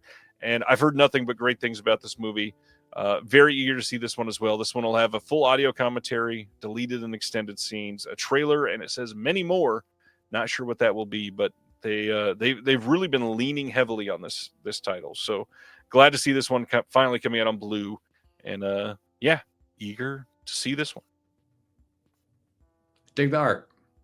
I know it's coming soon also, but the one that's there is cool. Yeah, this is one of their theatrical posters, and I like it. It's a nice poster. Indicator, back for one more that they quietly hid at the bottom of their email, so I missed it. In the US, they are actually putting out a single title in July as well. And July 22nd, we are getting a 4K and a Blu-ray release of Saraband for Dead Lovers. This is from 1948. There is a hard box release of this. This is the first color film from Ealing Studios, so it is one that is pretty important to British cinema. This one has a director and screenwriter, James Dearden, introduces this because his father is the one that directed it. We've got some archival extras on this one, some 2023 extras ported over from the British release, and of course a booklet with all kinds of writing on this one. It's an 80-page book since this is one of their hardcover releases. Looks like a lot. Speaking of the UK, over there, I don't find out about this enough to be able to post. We are getting 3 Criterion titles over in the UK in July. July 7th, they are getting a 4K of The Beatles, A Hard Day's Night. We are getting July 17th, a Blu-ray of Midnight from 1939. And then on July 28th, a 4K of Sorcerer from William Friedkin. This is great. I love that a lot of people in the UK are getting more and more access to Criterion titles. Stuff that has never been released over in the UK, and now you've got easier access rather than importing from Amazon or something. So that is nice. And then the last thing, I kind of shared this at the end of the day today, but I'm looking to do more guest spots. If you run a film or physical media podcast or YouTube channel or anything, I'd love to hop on there. Hit me up, email, DM, anything. I would love to take part in whatever it is that you do. I'll happily put you on my stuff too. What are you laughing at, John? I think it's funny. It made me think of you're not like this at all, but have you ever seen the SNL sketch The Hurley Boy when Adam Sandler's like, please let me sleep in your bed? Yeah, basically. Thanks. It's not you, but it made me think of The Hurley Boy, because I say that to people. I say, please let me sleep in your bed. Let's talk about what's coming out next week. That's a little bit better than The Hurley Boy. Anora 4K from Criterion here in the US. Technically, the Beyond 4K is next week, but that's been shipping for the last 2 weeks now or whatever.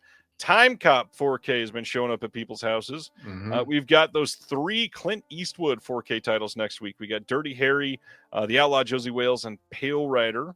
That really goofy-looking Lethal Weapon 4K Steelbook also drops next week. I saw the one. I thought it was boring, and then I saw the smiley face, and I'm like, your face changed immediately. It was so good. Oh my god! That Stripes 4K Steelbook comes out next week, so that's nice. People can get their hands on that. Gandhi 4K Steelbook also next week. Lots of 4K Steelbooks. A lot of these studios leaning heavily on the Steelbook side. Things to Do in Denver While You're Dead, 4K from Kino. That's a fun movie. I'd watch that one again. Wacky Races, the complete series, is coming from Warner Archive next week. Mad Foxes has been shipping from Cauldron, so that is nice. The V Cinema box set that happens to be in my hand right here. This is the one that I showed at the beginning. That is dropping next week from Arrow. The Basquiat 4K dropping next week. Birth and Rebirth is one of the OCN titles, in case you forgot. Side Street from Warner Archive. Tale of Sorrow and Sadness, like John held up. That's coming from Radiance next week.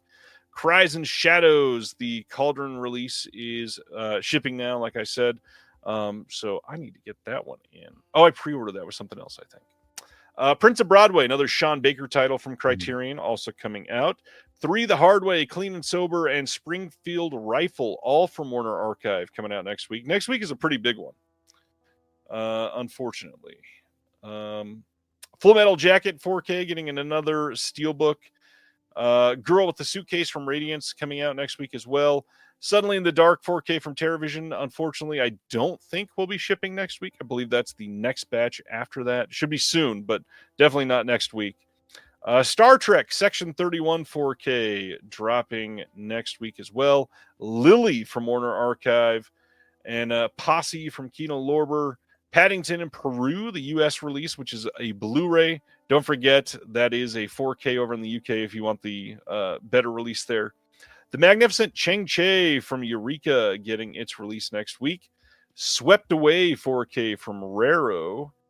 And Inflatable Sex Doll of the Wastelands is coming from Deaf Crocodile. This is one I've seen a couple subs asking if this had shipped yet. And as you'll find out, this was unfortunately slightly delayed. Mutant Aliens as well. The manufacturer literally forgot to start manufacturing on time. So it should be shipping starting in the next few days, but it's not going to be in people's hands early because that would have been last week, unfortunately. Let's see. God, there's a lot of stuff next week. Mayfair Witches Season 2 with Alexandra Daddario from AMC next week.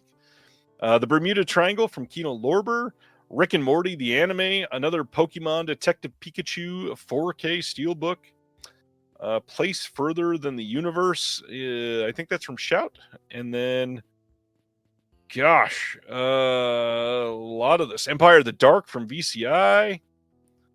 What else? The Pickup has already been shipping from Severin. There's a lot of stuff listed because it's the last Tuesday of the month next week. Oh my God, Fatal Beauty. My boy Carl is a big Whoopi fan, big supporter of Fatal Beauty. Any of these you don't have yet that you're after? That I'm after? Well, I got Honora's in the mail, which I'm very, very excited about. And you definitely want the Lethal Weapon Steelbook. Yeah.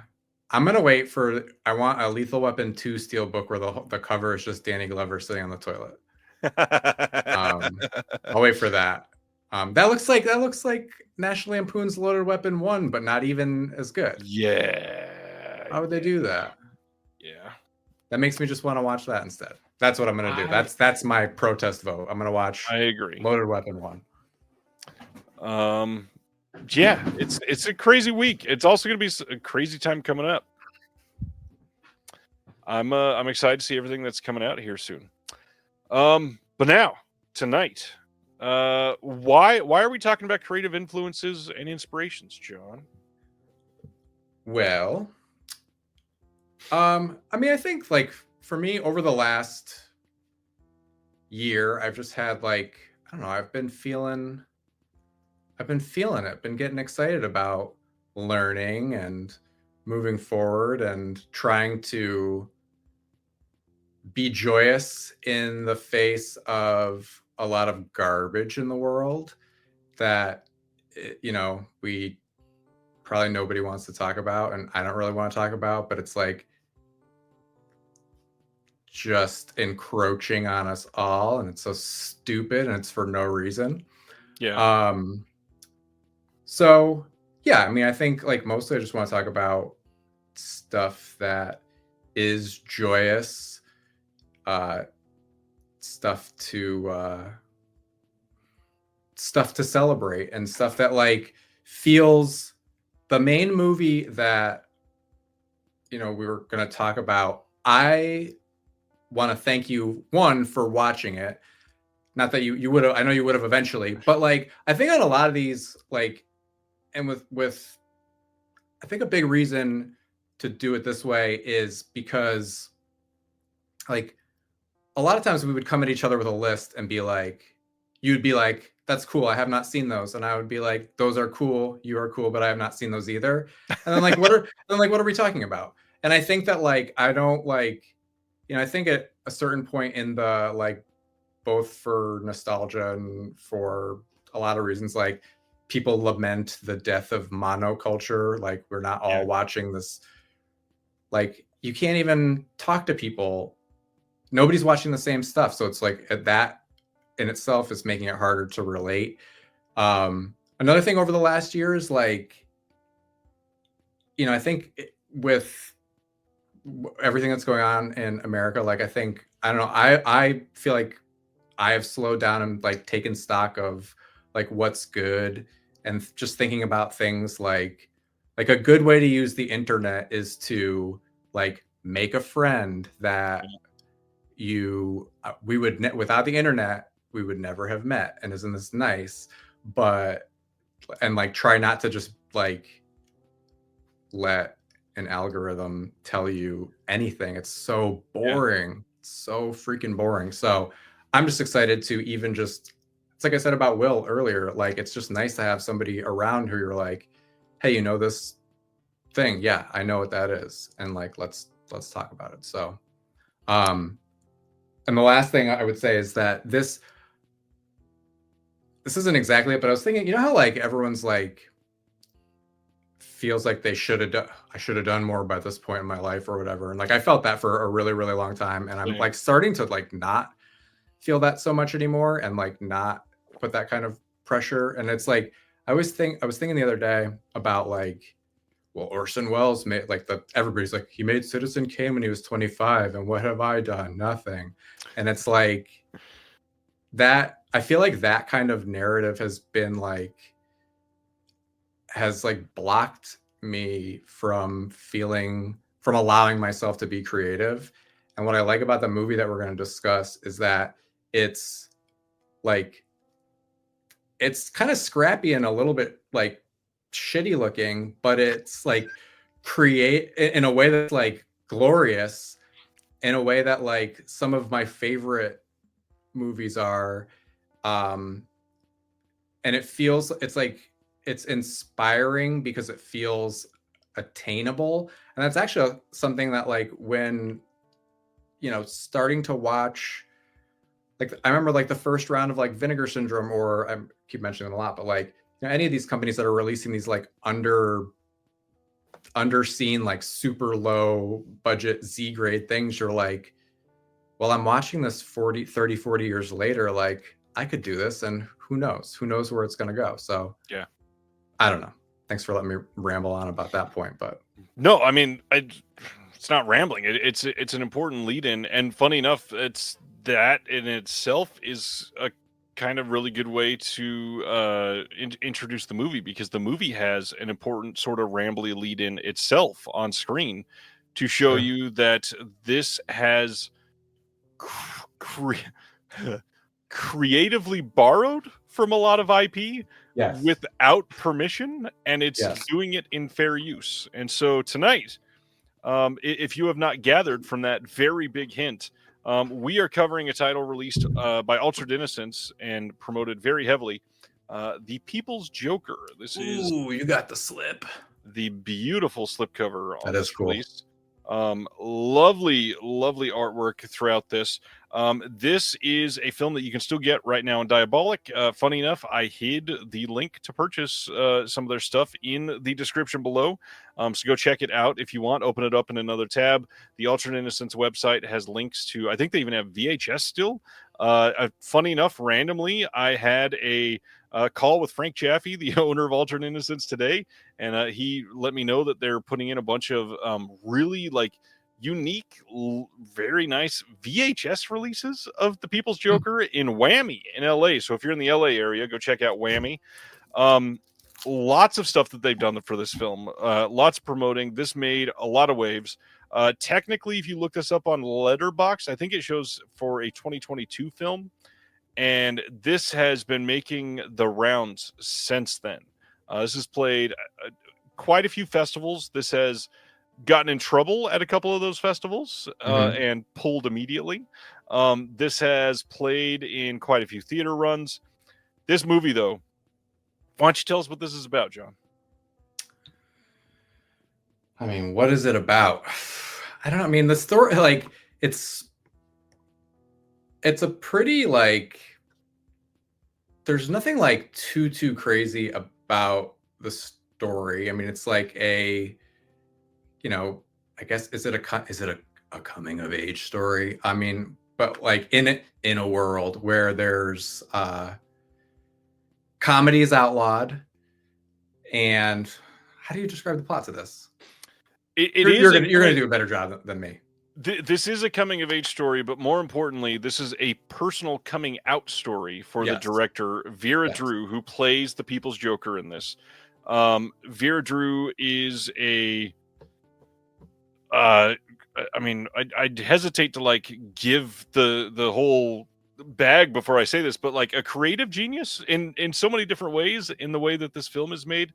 It is a mixed medium film of somebody leaving home in the Midwest, making their way to Gotham City and joining improv comedy and like opening up their own comedy place where comedies has not been allowed. So they're opening an anti-comedy. Anyways, that's not super important, but it's finding yourself in the big city by getting away from it in so many different ways. I mean, there's even poignant things in this movie about like being so broken and depressed that you call the suicide hotline and ask them what the weather's like in your hometown just to feel like you're back there a little bit. What's funny though is the character and the individual behind the story didn't really want to be home, but wanted to feel that sense of like innocence and familiarity in a place where they were lost. And this movie is crazy because I blew past the whole mixed medium thing. This movie, you go from full-blown, like, beautifully designed sets to animated sequences to both intermingling on camera at once to weird, like, day for night shots that are pulled off in some of the most odd ways to save money. And yes, John said earlier that it looked a little shitty, but I gotta be honest, it looks meant with love. Truly. And I when I had heard that this will put some people off because it looks so shitty, I expected so much worse. When this played, I was like, whoa, like this is actually really good and really well made in a way that you sort of just get lost in the mixed medium aspect of it and don't really focus on this is just like a couple people standing in a room around like some makeshift pillars in a couple scenes. Yeah. Well, thank you for being able to describe the plot. I'm like, obviously, as just witnessed, not good at that, because I'm kind of like when I watch a movie, I'm like just thinking the whole time about like just being blown away as an editor, like thinking, wow, people are gonna like, are, you know, God forbid somebody comes in expecting a superhero movie, they're gonna be like, and I think that this movie, which was not intended for, I mean, it's intended for everybody, but like this movie doesn't think it's gonna become as big as it ends up becoming, and that's the thing. Like it's big enough to have many haters just because they were expecting a superhero movie. And I just was blown away as an editor being like, yeah, some of this looks like this scene was made with dolls, and this scene is, you know, it's a bunch of different things, but I was like, this looks so challenging to put together, is basically what I'm getting to. Is like, it doesn't, like, if you watch this and don't see the part that's like, wow, this actually looks, you can tell like this is like so many hours trying to figure this stuff out, even if you're good at it? Just thinking how you want this to look alone in itself is such a creative vision, but then being able to pull this off in the way that it ends up on screen is another gift entirely. And Vera Drew's voice is all over this. And again, because it is literally a coming out story for the director, it is just the most personal aspect that you could expect from somebody. This is like 97% of this film is just vulnerability on screen.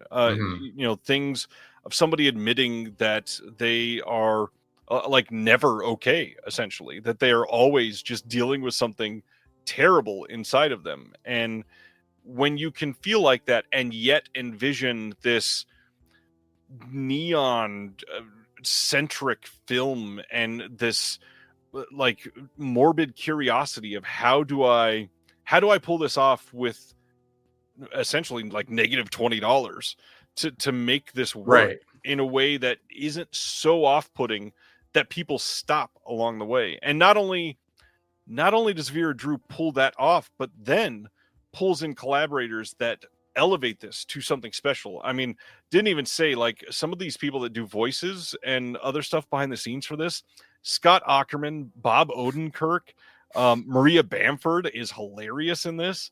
Robert Wool, there's some random voices that you hear in this and you're like, Jesus, how in the world did they get this voice for this film? It's so perfect. The best shitty part is probably Maria Bamford playing CGI Lorne Michaels. It just looks like so purposefully terrible. Yeah. That honestly, one of the funniest parts to me is the disclaimer at the very beginning that I alluded to a moment ago. They literally say, there's a lot of IP in this movie that we simply don't have like permission to display. However, because this is a personal story and educational in nature, we do believe this is in fair use due to this, and the lawyers have looked at it and all this other stuff. And then they straight call out Lorne Michaels by name. I mean, they're using like no-name Batman villains to tell this story in a way that somehow works. And it is just one of the most unique things I've ever seen. I'm glad. I had no idea what you were going to think, because it was funny. We talked about this and you were just like, yep, I saw it. And I was like, I'm not even going to ask. I don't even want to know. Because I think it would be interesting either way if you were like... Yeah. Well, and that's the thing. I didn't see it as a masterpiece or come away like personally changed. Like classic Letterboxd type score, this is probably like a 3.5 for me. But as somebody that appreciates films and knows that just getting something off the ground is so difficult, for a trans filmmaker to tell this story with these visuals, with these names, in such a way that you're actually played in festivals and people care, and Altered Innocent sells God knows how many, at least a couple thousand copies of this, I'm sure. Your story now in the hands of a lot of people that genuinely care about this sort of thing. I mean, that in itself is inspiring. And, to talk about creative influences and inspirations, imagine what Vera Drew has done for the next generation of young filmmakers, or the next generation of young trans individuals, considering that is such a tiny, tiny minority of individuals in this country. The representation alone of such a story, for the less than 2 of every 100 people in the country that are trans, that can see this and be changed as an individual and say, fuck, I don't have to stay in Kansas. I can go be completely normal with people that don't look at me and dead name me. And that's, the way that this vulnerably approaches all that in a respectful way to the LGBTQ community is so great. Through most of the movie, they bleep the main character's dead name. Bleeping the dead name, and then when they don't, it's hilarious. It's impactful and done for a very specific reason. Yeah. And it's done, I mean, like anybody with even, I know that this is a lot to ask in 2025, but anybody with at least half a brain watches this movie and it immediately goes, oh, like shit, that meant something there. That is Mhm. so much more impactful than the first 38 times it got bleeped. So, yeah, this is, in my opinion, not like a masterpiece or anything. Right. This is one of the most important things I've seen in the last couple of years, and I could never deny that. I think I couldn't find this. I've tried to actually find this conversation, so I think it exists and hopefully isn't like, when they have like quote Abraham Lincoln is saying your mom or Mark Twain is saying like you can't believe everything you read on the internet. But I think it was a Mel Brooks conversation where he's like, is your like talking about budgets and being like, is your movie better than a hospital? Like assuming that you could have made a movie or built a hospital. And like that's like that's like part of my turn away from like I don't watch as much big budget stuff anymore. Like I used to see the whole marquee no matter what and just be like, and now I really, I think you hit a certain age and you're like, I'm gonna die sometime. So like I really would just like to focus on stuff that's like actually cool to me. Yeah. But so I always think of that question, like, and I often after like a great comedy, I'll be like, well, that was better than a hospital. And I think that like this does feel like it has that like, that how much representation matters and that like this isn't gonna, connect with, like I said, there's a lot of people that it's not gonna connect with because it's like, it's like a theater kid tone. That's like not exactly how I mean it, but like I get it. Yeah. you know what I mean? It's like, but yeah, I think that like I think it's money well spent, and it's, she's working through this whole process in a way that is about more than her. It's very, she goes deep into it on behalf of everybody, I think. But another thing too about you saying, like it's not a, it's 3.5 star too. Like the way that I see the handling, like this very small stuff, but like looked at like it's like it is done on a grand scale. Yeah. Like I'm not saying, I still feel like what I said a second ago, like just build a hospital, but like I'm like, oh man, if you threw some money at Vera Drew, like she's gonna like she's gonna make something that costs money at some point and it's gonna be really cool. And at the same time, like I think that, especially queer stories specifically are often better when they're at their like punky, anarchy, scrappy level, like early John Waters versus late John Waters. Like I love it all, but like, Pink Flamingo, there's the like Pink Flamingos and Hairsprays, and like I'm sure she'll get there, but I hope not too soon, I guess. Yeah, I mean, the reality is, supposedly, I believe when she set out to make this, she literally had like no budget, which is crazy to hear, but it was literally like, what can I do to earn enough to film next Friday, basically? Mm-hmm. And making this movie and having it be pulled off the way that you did, I completely agree with you. If she stumbles upon like a $10 million budget for something, I don't know that anything could stop her. Like with actual backing for a creative project that could have, this sort of breadth of thought with a creative team around her, where she could go, this is what I want to see. Can you do that? And they go, yeah, I mean, yeah, we have a $10 million budget. Yeah, we can do that. And they actually pull that off. Magic will be on that screen, because this is borderline there in many of the scenes with no money. And if you're able to make up those other scenes that do in a way look kind of shitty, like you said, but like, again, the looking shitty is endearing in a way for this movie. It's not a bad thing. It's a story that's being told as a narrative, primarily through like inner monologue through some of it, and based on that, it works for the way that she is telling the story. And to pull off something else, like I don't know, like I don't know if your Drew has 5 scripts that she's written and is ready to go. It would be cool to hear about, but if somebody's got some money, she literally could be doing some crazy stuff in the future. I'll say importantly too, there's a few movies that stick out where you're like, oh, sound design. This is why sound design is so completely important. Where like, if you watch, can you imagine, like I always think like if Eraserhead didn't have the sound that it had, that would be it. You would be like, that this is just some weird shit.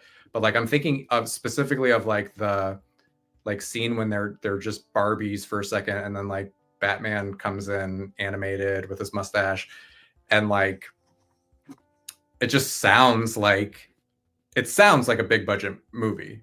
Yeah. And that's, what helps you believe in all that. And it's like, again, that attainable kind of thing where you're like, I think it's really exciting to see ideas, like people being like, oh, I can convey this idea for like no money whatsoever.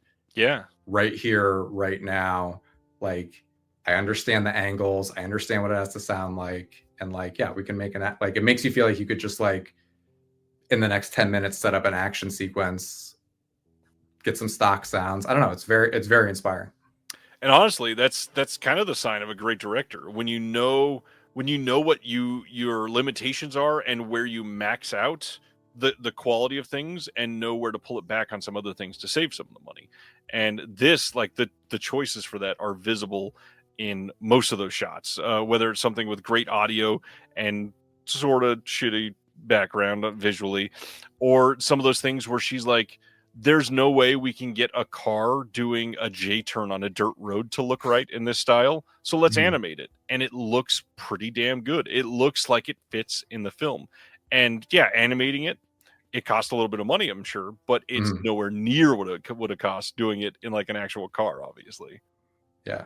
Well, what's beautiful too is that for like the fact that it's a movie about, a lot of like soul searching and self-doubt, like it is because she believes in her incredible charisma as a lead performer, and yes, like really gives a performance that like I would compare to like John Cameron Mitchell in Hedwig. I think it's that charismatic with a much different,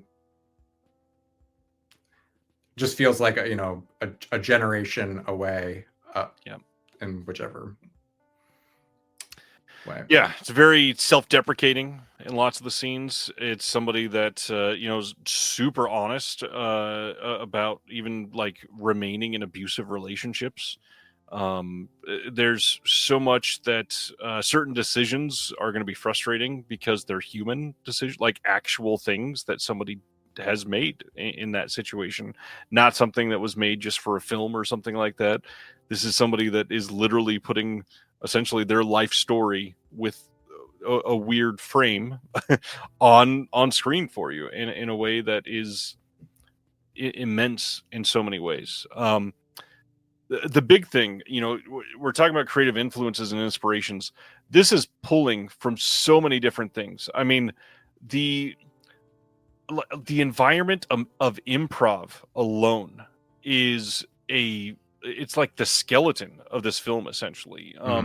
The idea of like desiring to be in UCB and then follow that up with SNL and do things that all of the greats had to do it. So if I don't do it, I'm not great. And when it doesn't work for you, feeling that, oh, I'm worthless type of feeling, and letting that just sit with you for months on end. It's such a true depiction of, I mean, you can still do incredible things after that happened. Loved those scenes. It's just so real about that stuff. This is random thing. Who's the guy who plays Raza Ghul? Who's like, who the hell is that? I've seen him. Let me see. Oh man, yeah, he was pretty damn funny. But I mean, another thing too, like in terms of like, you know, direct action from the film, I am pretty immediately between this and actually that record I held up, Daughter of Swords. They did a music video that was green screen, and it like, I was like, I don't have a green screen, but I was like, wait a minute, my office is electric blue, and that it used to be blue screen. So like, I immediately was like, Yeah, it works. you got what you need. It does work. So it's fun to like be able to start getting weird. Ra's al Ghul was David Lieb Hart. He did some of the Tim and Eric stuff. So like he was in the Tim and Eric's $1 billion movie. Gotcha. Haven't seen a lot of Tim and Eric, and I know that Vera Drew Heavily inspired by it. Was an editor for them. Yeah. A lot of that same feeling definitely went into this for sure. Any other influences or inspirations you want to bring up? Because Hedwig is obviously a big one. Yeah, I mean, the other movie that it reminded me of is Ed Wood's Glenn or Glenda, just in terms of like essay style format. And I tend to like movies like that. Like, I mean, I think the other big movie that's like that to me is like Orson Welles' F for Fake. Yeah, I'm sure Ed Wood would love to be compared to Orson Welles, like just like in the movie. Oh man.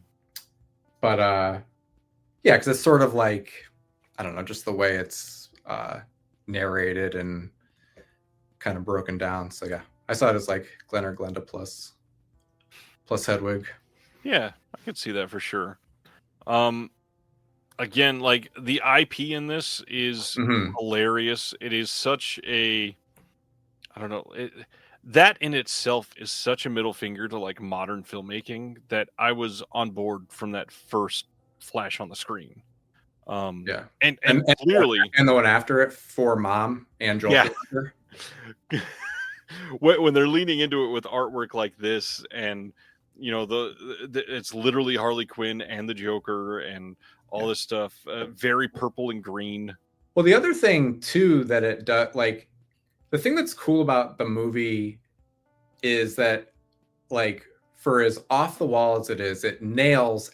I felt like everything that it has to nail, it nails. Yep. And like having all these like an insane amount of Batman references, but also like referencing, you know, from saying for Mom and Joel Schumacher, like referencing all the stuff about Batman that would appeal more to queer people, like bat nipples. Yeah. And when they're like, I forget what the mom says, it's like, you know, about going to the city and it's going to be all neon and leather and whatever. They're like, okay, great. That sounds great. But I'm in. Yeah, there was just, it kept catching me off guard. That's the best, some of the best comedy in it is it would just catch you off guard. Like suddenly like Robert Wall, who is in the first Batman, appears as himself, and like she just called him on Cameo and tried to get him in the movie, which is amazing. Which like I wonder, yeah, it's just such a like, I don't know, druggy, scrappy way to like be like, who's on like we need stars in this thing. Who's on Cameo? That's amazing. They include the Cameo video with the Cameo logo and everything. It's so funny. It's so funny. You know, off the cuff, what's like a recent movie or just a favorite movie that you think Vera Drew could have done a killer version of? That's an interesting question. I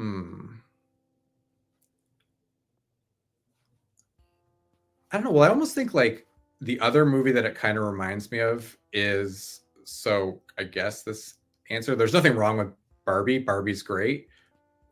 Greta Gerwig's Barbie, I mean, is great, but it's kind of similar in that it's like it's just 100% licensed and cost a shit ton more. But even the end of, sorry for people who haven't seen it, but like the end of People's Joker is a very similar. It wraps up in a very similar way to Barbie, where it's like kind of a little Deus Ex Machina. Yeah. Mrs.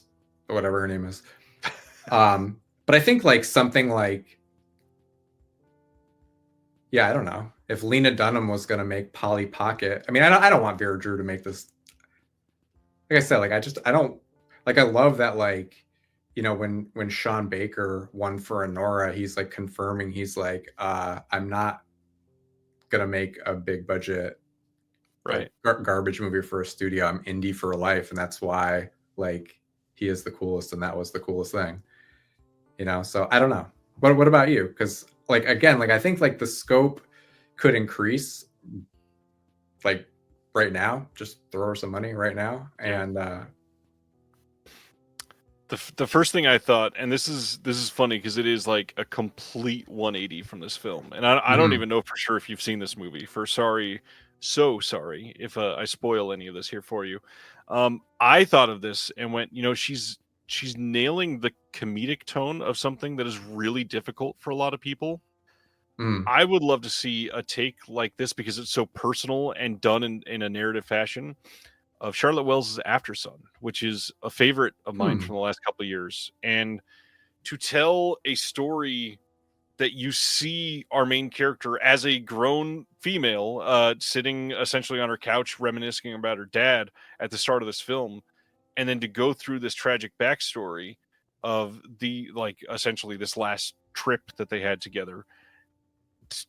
Something that personal for Vera Drew, I feel like, could be just very in line with this story, but the opposite end of the emotional spectrum, done in a way that means so much to somebody and yet hurts rather than makes you crack a joke. Yeah. Well, did you ever see Rabbit Hole by John Cameron Mitchell?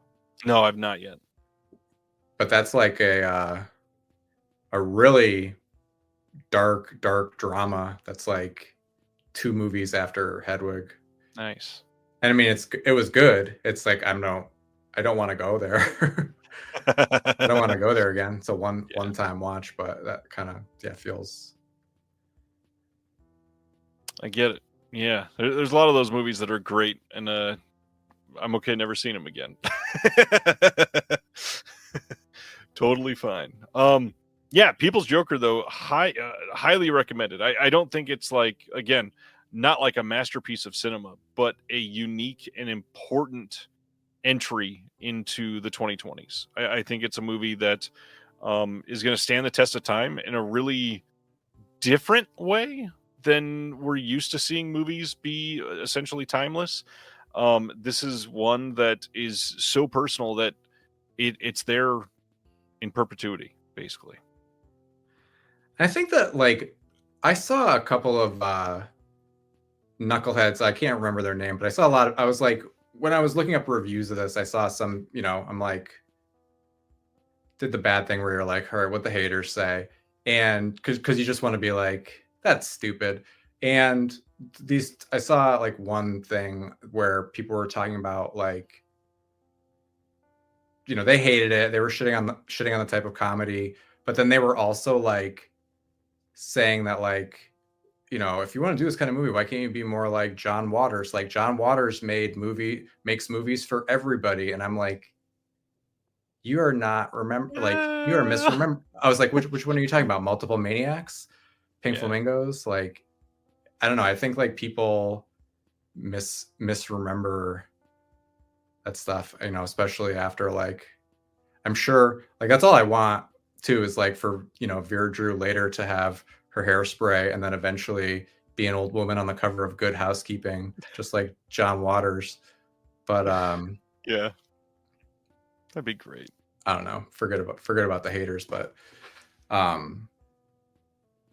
this was fun. This is something, you know, this is one I've wanted to watch ever since I got the Blue in from Diabolic when it went up from Altered Innocence. But again, shout out Frank Jaffe at Altered Innocence, who is choosing films that many of these other distributors would never even take a chance on, and giving a shout out to films that are a lot of times like European and would play maybe 1 or 2 festivals here and never get a distributor and then never play again in the US ever and just die. And thanks to Frank, many of these are getting, released on Tubi. They're getting physical releases. They're getting extras, stuff that is important to archive. I mean, a lot of these are just like the People's Joker. They are a personal to the director's story. This is the first story they've ever been able to make. And based on that, they're hoping to reach as many people as possible. And without Frank and working his ass off on these, who is essentially a one-man show at Altered Innocence, he's killing it over there. Absolutely killing it. Agreed. No, very, very glad to get this release. It's an excellent release. I think that's it for the People's Joker. Anything else you want to share? One thing that was off topic that I was going to try to bring up sometime. Do you know about Vision's video? That sounds familiar. I can't place it though. So this is one thing I wanted to let the people know about that, and just in general to be just like uplifting the good, interesting, cool shit. In Northampton, Massachusetts, we're from Western Mass. We moved down to North Carolina a while ago. In Northampton, Mass, there is a local I think a dude who owns a local arcade is opening a video store. That took a lot to say. They're opening an actual video store, and they have an account on Instagram. It seemed like perfect to tell you about. I don't know why I waited till this moment now. Because they seem like somebody you should probably have on your show. I don't know what their whole board is like, but they're taking donations. They have amassed an incredible collection. If you look at it, they have VHS to like, I think they had like some cinematograph releases. They have like from VHS to 4K, and they're curating it, and just people are. That's again, got to bring up Will again. I'm like, God, Will, you have like 10,000 movies. Like, yeah. Do you want to donate some to this place? I don't think. But like, it's going to be really cool. And I think, again, it's awesome to see a video store coming back. I know one of my friends, my friend Odie, who was here before, was like, told me about this guy's idea a few years ago. And I was like, that sounds too crazy. But it's happening. And it seems like again, like this and like this community, there's a lot of, everybody's like super into it and like helping out, and it's going to be amazing. I can't wait to visit it. So it is crazy right now that I think I'm aware of, I want to say like 3 people in the process of opening up like boutique retailers or video stores or both or something. Night Owl Video just opened up in New York City. Seems to be doing extremely well, like way better than they expected. Like they got a stack of VHS or VCRs the other day, and sold out like within a couple hours of like 6 brand new, not brand new, but brand new to the store things. Nice. Odie's still here. Are you really doing that? Are you really? They're a part of it. Oh, nice. So that's sweet. Very nice. Yeah, so that's really cool. And speaking of, trying to get them on my channel, one of these new boutique retailers is launching next month. So make sure you wait for, we'll say Mother's Day. We'll be bringing you a present on this channel. I'll start teasing that now. There's so many cool things happening in this community and surrounding film and physical media still day to day in 2025. It's incredible. And one of those people adding to it is you. So thank you. Well, dude, you're the champ. Because honestly, you were another one of those people, man. I probably said this to you last time too, but like I've realized over the last year how much stuff is like actually attainable and doable. Like like I said, you're crazy. I could never do this week after week after week after week. Like people need to like seriously commend you on how much hard work you do. But like I you know, when I saw you doing this, I was like, I could get involved in this. And like, I think that if there's like if there's anybody out there watching, you know, that's like part of what I did to go back to like Phantom Brother and extras, and why I think that like I'm very happy with the extras on there is because like if they connect with one person, like the best extras I see are things that make me go, I'm getting like, you know what, I'm getting involved. Like, and I'm hoping that the like small slice of people who will buy Shoestring Slashers and then watch Phantom Brother and then want to know more about Phantom Brother, like I think there's some inspiring stuff in there, but there's inspiring stuff everywhere. So as long as if people are open to it. So well, I mean, as usual, just like I did for John, if anybody has any questions or wants help with what to do, you know, next steps or some ideas, or pitch an idea and get some feedback on it, I pride myself in being super approachable. So if I can help you with anything, I will do my best to. John has been the same way for me. I can't say anything else about it, but here, I don't know, what was it, 2.5 weeks ago, I sprung something on John and Will at the same time that anybody else would have been like, ha, we can't do that. And we pulled something pretty incredible off in just a couple days. And if it doesn't happen, I'm assuming that we'll be sharing it everywhere. But it was so cool to be able to just have fun and create something with you and Will. Well, I enjoyed it very much. And I'm definitely like, if I'm supposed to be doing something and somebody's like, can you do this like more fun, creative thing for 2 days straight? I'm usually going to say yes. That's part of the thing. I've been saying yes. I've just been like the good kind of yes man. Yeah, sure. Yeah, I'll do it. And hopefully I actually can. But yeah, it's very fun. On that note, in a sheer vulnerable moment like the People's Joker for myself, I will shout out that one of the things that I was super worried about happening with my job happened this week, and I'm kind of worried about the immediate future for myself. So if you wanted to help support the channel, not trying to guilt trip anybody, but now would be a great time to join the Patreon.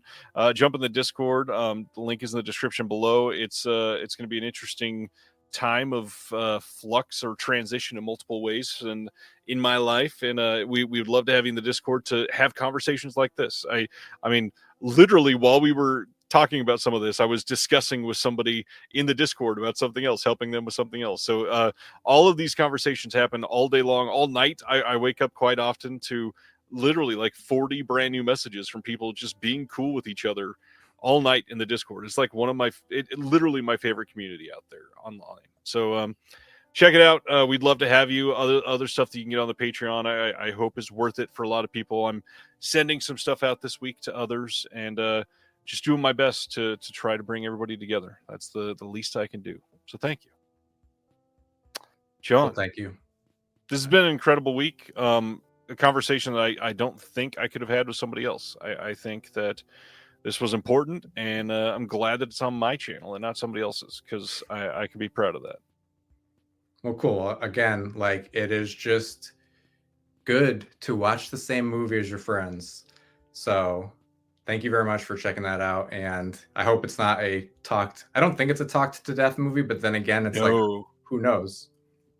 Yeah, I think this one is going to go under a lot of radars for some years and then probably have a pretty massive cult following. I would agree. So on that note, get the People's Joker. Have a good night. Be safe. And we'll see you next Thursday with the doctor himself. And everybody remember, next week, tell Will happy late birthday. Have a good weekend. We'll see you then. Thank you for watching The Disconnected. On the way out, make sure that you are subscribed to the channel, that you've liked the video, and that you've copied the link to be able to share with someone else that may appreciate this.